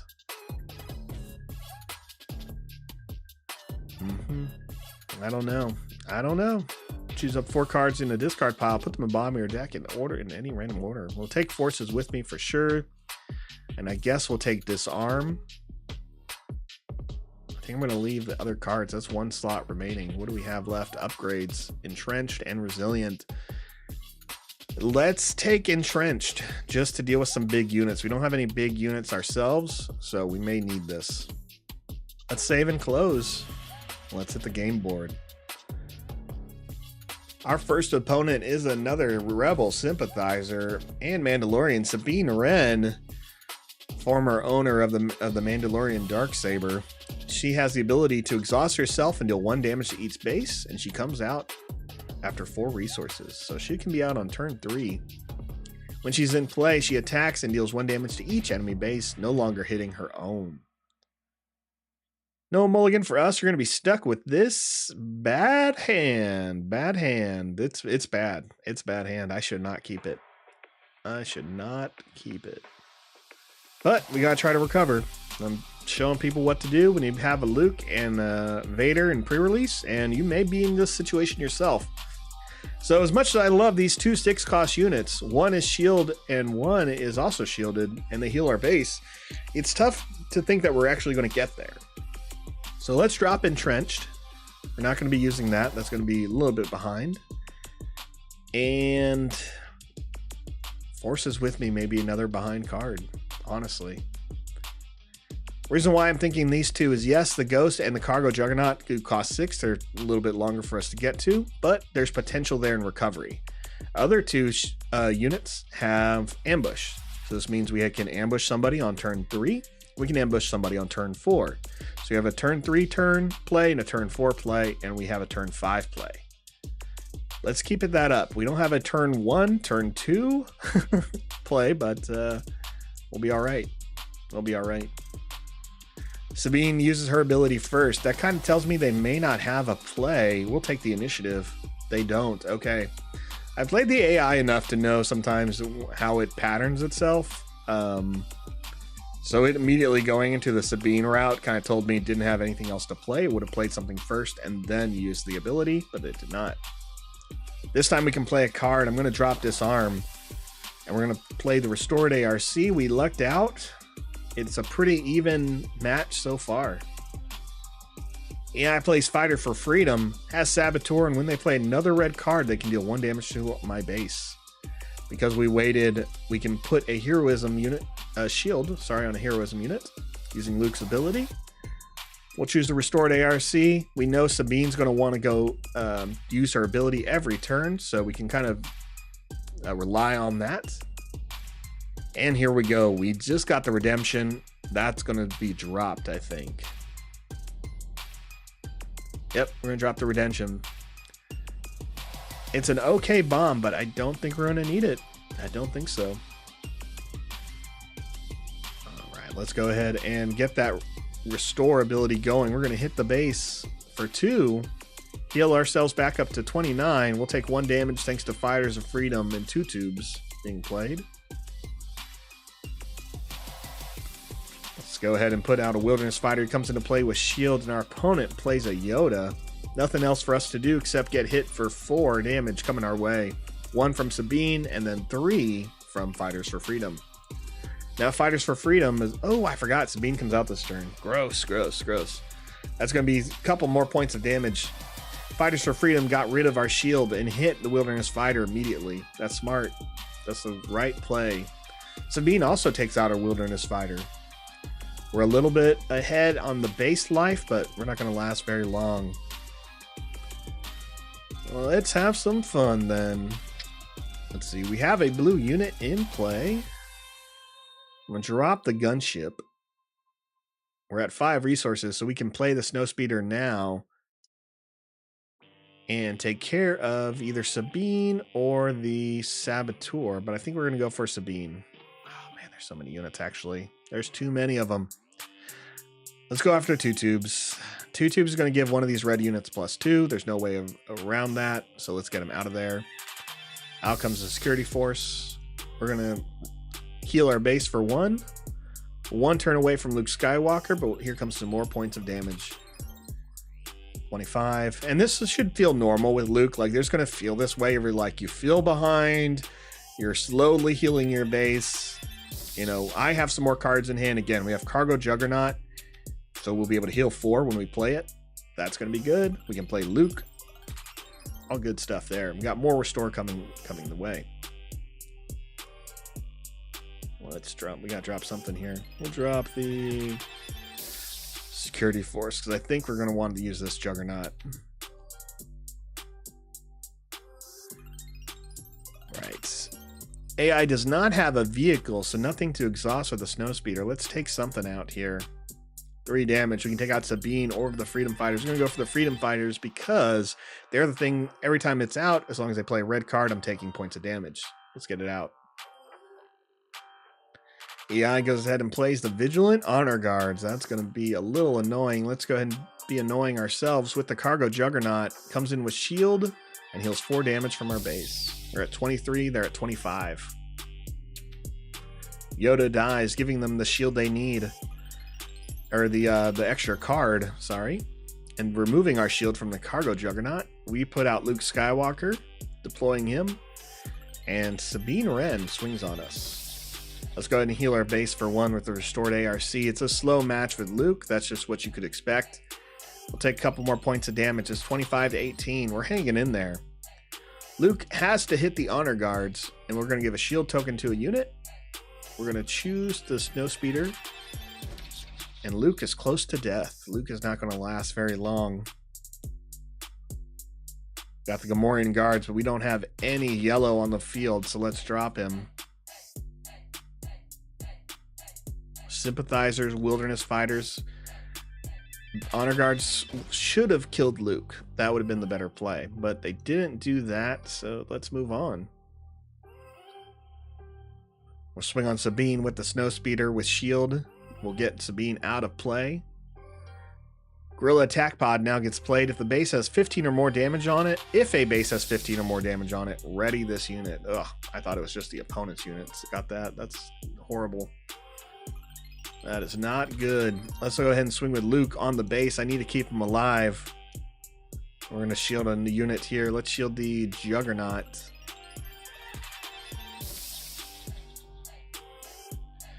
Juggernaut takes some damage. Swinging with the Juggernaut. We're going to swing. Gosh, I can't kill that. We'll swing into the Vigilant Honor Guards. They hit for 4. Get them out of here. Juggernaut stays alive, but here comes that Gorilla Attack Pod, taking out Luke. Smart move. Smart move there. We have 7, so we can get there. Let's put out some units. Let's just go hard. Overwhelm the board here with some shields. Get the Surgical Droid out here, who can heal 2 damage from a unit. Let's restore our base by 1. We'll put that Sympathizers out soon. And we'll pass. All right, it's a slow fight, but we're hanging in there. I think we can stop at 7. There's nothing else we know we're going to play.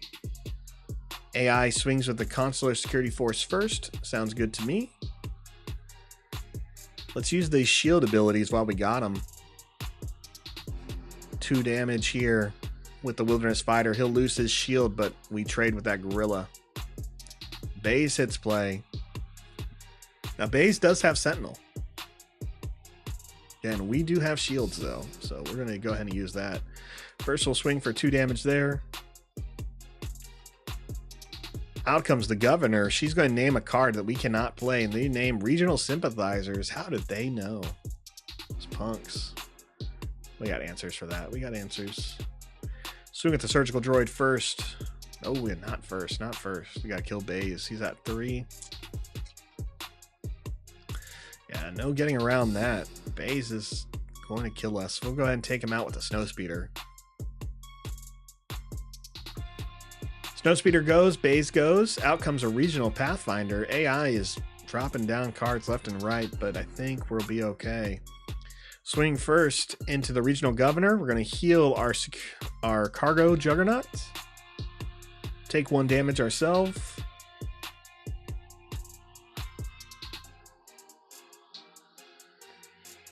Let's take out the Pathfinder. I wanted to play these Sympathizers this turn, but the Governor's stopping us, and so let's just kind of clear the board a little bit. Here comes the Snowspeeder. Has ambush. Trigger that, and we'll take out the... We'll take out the Security Force now. We're going to lose our Snowspeeder will stay alive, but now we know how much damage is really on the field. We're fine. We're going to heal. 16, 12, and we'll put a shield with Luke on the Snowspeeder. Caden, how's it going? Happy to see you here. Always glad when you join the stream. And your local store finally scheduled a pre-release event. That's awesome. Same thing here. The store that is closest to me scheduled it yesterday. They emailed me and I immediately put it in my group socials in the area. So that was really exciting. Got that up. I think they emailed me a little bit afterwards, like, "Wow, you were fast. Was going to tell you that it was on the website." And I was like, "Nope, I found it." Like, everything's up, and the store that's like the closest to me is literally like a 3 to 5 minute walk. So I'm kind of glad for that. That makes it nice. Just a nice walk. I'm really hoping that I really want that store to pick up Star Wars Unlimited as far as weekly stuff, because I think that'd be great to just walk right over and play. I've never had that experience. I guess I lived close to a store for a little bit, but it was more of a 15 minute walk when I was working for a store. I didn't mind walking, but here it rains all the time, so I'd rather have a 5 minute rain walk, especially when I'm bringing the cards. All right.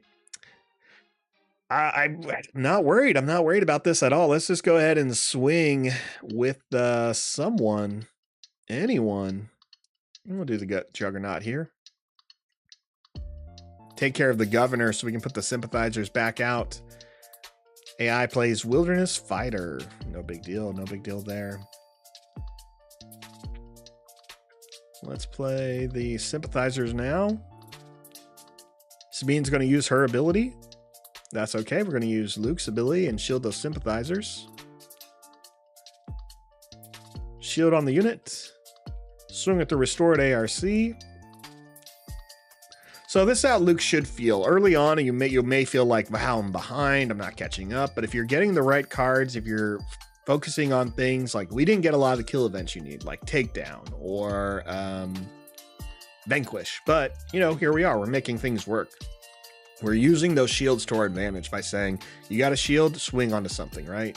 Like, make it hurt. Do the best you can. That's what I think. And we're going to do that. We're going to try and take out some of these shields. Hell, man, we're not going to be able to take out this fighter. But we'll go here. So we're going to lose 1 fighter to the occupied siege tank. That's okay. And we're going to use our Snowspeeder with shield to finish off the siege tank. Siege tank hits for 4, so seemed like a good play. We're then going to use our Surgical Droid, swing for 1, and let's heal a damage off of our Snowspeeder. And we're going to take the shield off the Wilderness Fighter here with our own Wilderness Fighter, so we know neither of us die. And we got 2 more resources. Let's put this in here.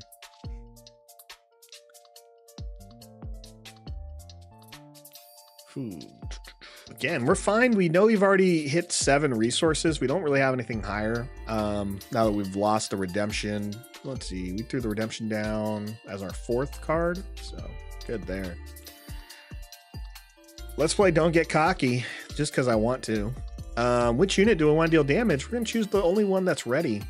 5 Syndicate Lackeys. Okay, we have 5 damage right there. Do we want to stop? Nope, we're fine. Revealed 1, revealed another one. Nope. 5 damage on the Wilderness Fighters. It's gone. Now I kind of wish I saved it for these Honor Guards. That's okay. We have a shield. We have a shield for this.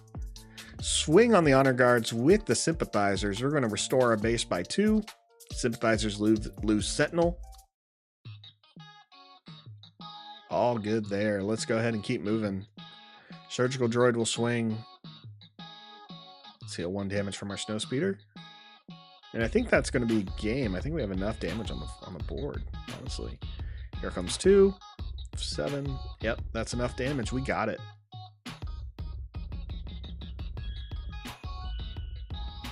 Four, and let's get those restores going. So that's great. I think what lowest we got, I think we hit like what, 8 health, and we were able to recover pretty consistently. So again, the AI is going to put out more resources than probably they need to, so we could have saw a couple more, but we really controlled the board. I think if the AI played a little bit tougher here, we would have had maybe 2 or 3 less units, but would still have had a good board presence. That's great. We're going to do this again. Last time, so we've already done 3 matches this morning, and it's been fun. We did a Vader that was okay, then we did a really strong Vader because we got 4 Super Laser Technicians, ATST, and Emperor Palpatine. That's what you want with someone like Vader. With this Luke build, I didn't see all the Force users you want to see. Again, Ezra, Yoda, Obi-Wan, Kanan. You want to see those users to take advantage of Luke's other synergies. But we're still working on just the simple white aspect and trying to swarm your opponent with shielded units. No mulligan for us. We're going against Sabine again. Aggression, but she has 4 more health this turn. We're going to drop Entrenched. Ooh, Entrenched with Chewbacca, though, is so good. But sometimes you got to play for the turn. Turn 4, turn 5. Maybe turn 4, but really turn 5. So, gosh, we're going to drop Forces with me and Entrenched. There goes 2 cards I really wanted to play, but I did not want them in my opening hand. Let's take the initiative. The AI plays the Pathfinder. We have nothing to play this turn that we can put a shield on. So, and again, we can afford this. We can afford to wait it out. Now the question is, can we afford losing the Juggernaut that's going to heal our base and come with the shield for the Consular Security Force? Those are my options as far as what to drop. I think I'm going to drop the Security Force.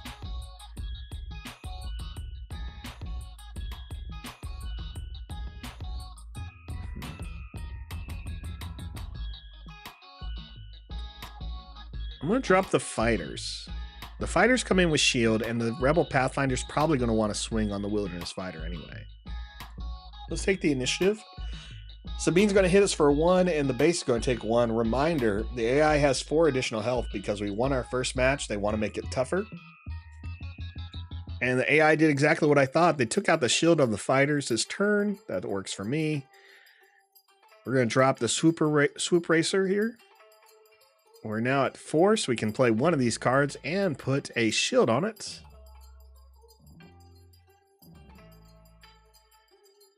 And play the Pathfinder.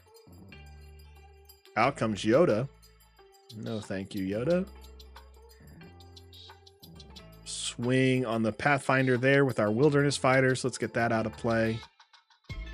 We're going to trade there. Ardent Sympathizers can hit for 3. Sabine's going to hit for a bit.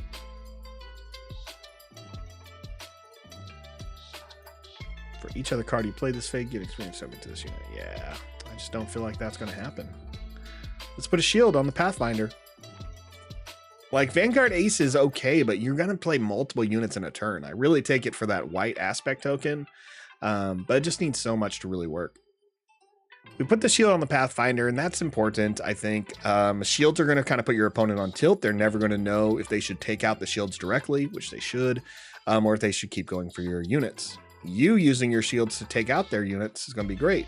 If you can attack and not take a penalty, it's in your favor. Redemption's going to go, well, man, let's try to get to redemption. I'm going to try to get to that redemption and show people some fun. But that means we're not playing one of these other cards this turn, and I think we're going to have to play the disarm, and the Vanguard Ace. Or we'll just go straight into lackeys.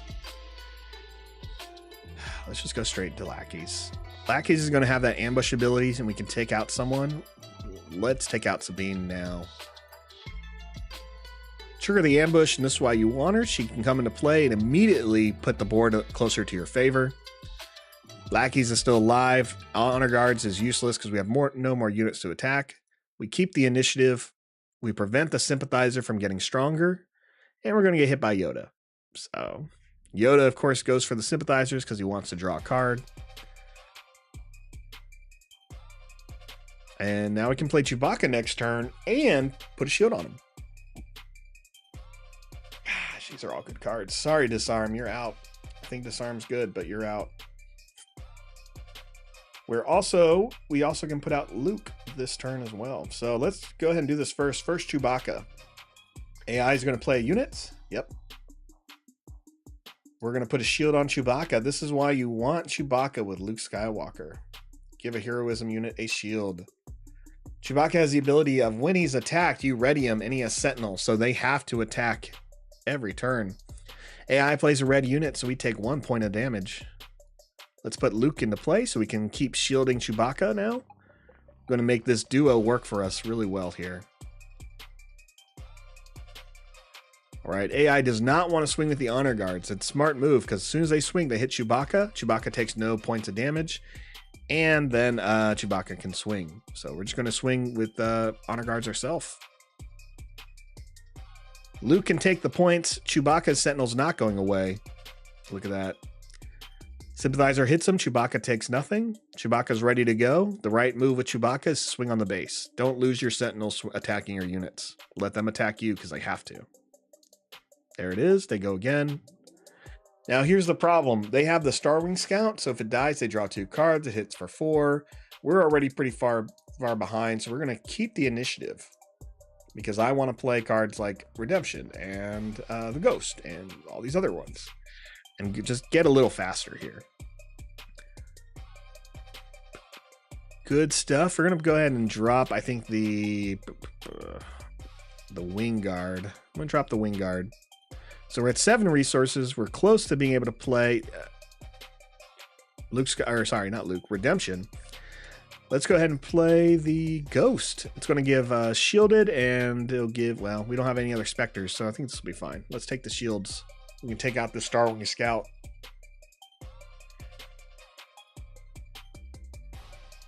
And they play a Corellian Starfighter. Smart move. Let's go ahead and swing with Luke Skywalker. We're going to attack the base here. I keep forgetting this Fighters for Freedom have Saboteur, so we're just going to put a shield on Chewbacca.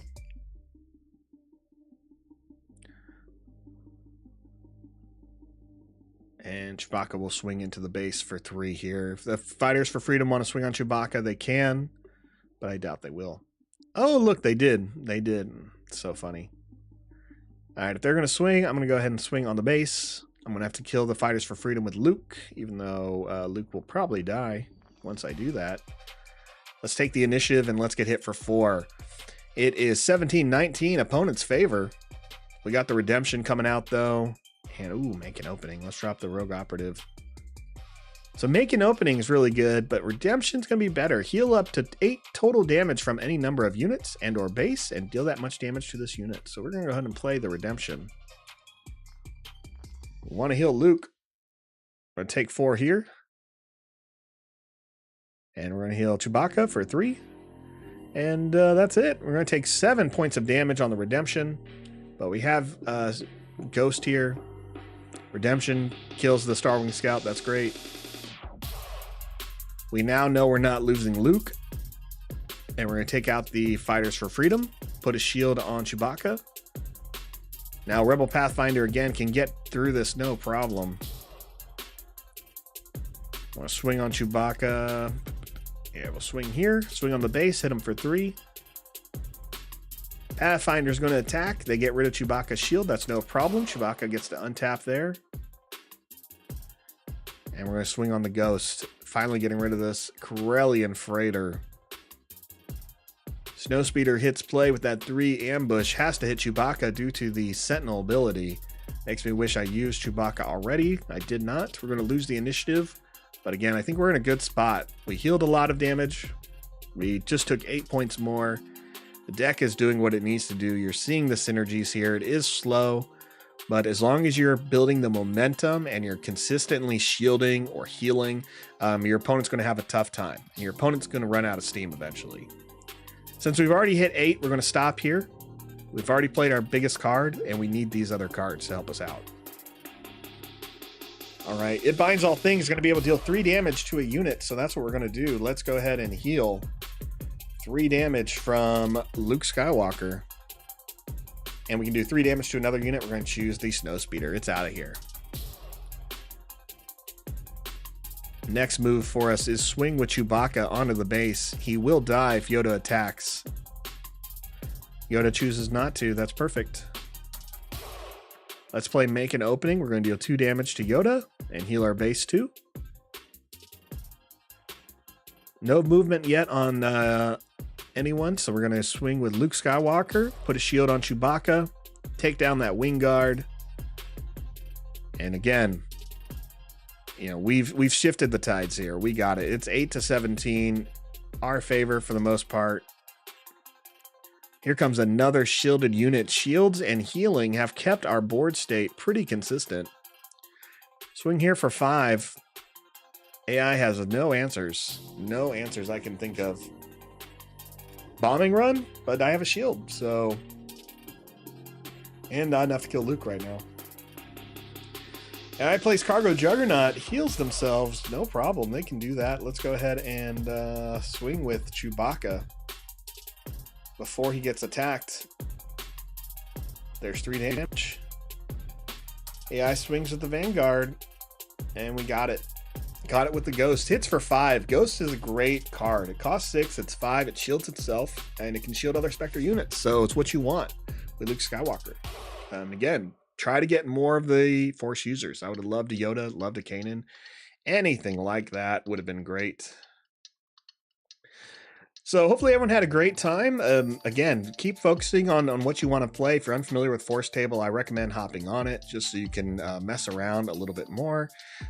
Again, you're already going to get cards added into your set. As soon as you hop in there, they give you the official starter decks right here. So you can just immediately set it up. Set Vader as your player 2 and have some fun. Thanks everyone. Like and subscribe. Let me know what you're excited about as we get closer to release or pre-release. It's coming. We're 2 weeks away. I'm signed up for a few events myself. I have, let's see, now after yesterday, I have 4 events, and I'm thinking if I do a 5th one, I'll literally like open packs, play 1 round, and have to leave and show up late. Like show up in the building phase to do 1 more. So I'm debating it. I probably don't need that many promos because that's a lot of Vader Luke promos, but I'm just excited to get my hands on some cards, talk about my experiences here on stream, and start building. So I'm pumped. We're almost there. We're almost there. Thanks everyone. Have a great day. Enjoy your weekend, and appreciate everyone tuning in from wherever you are.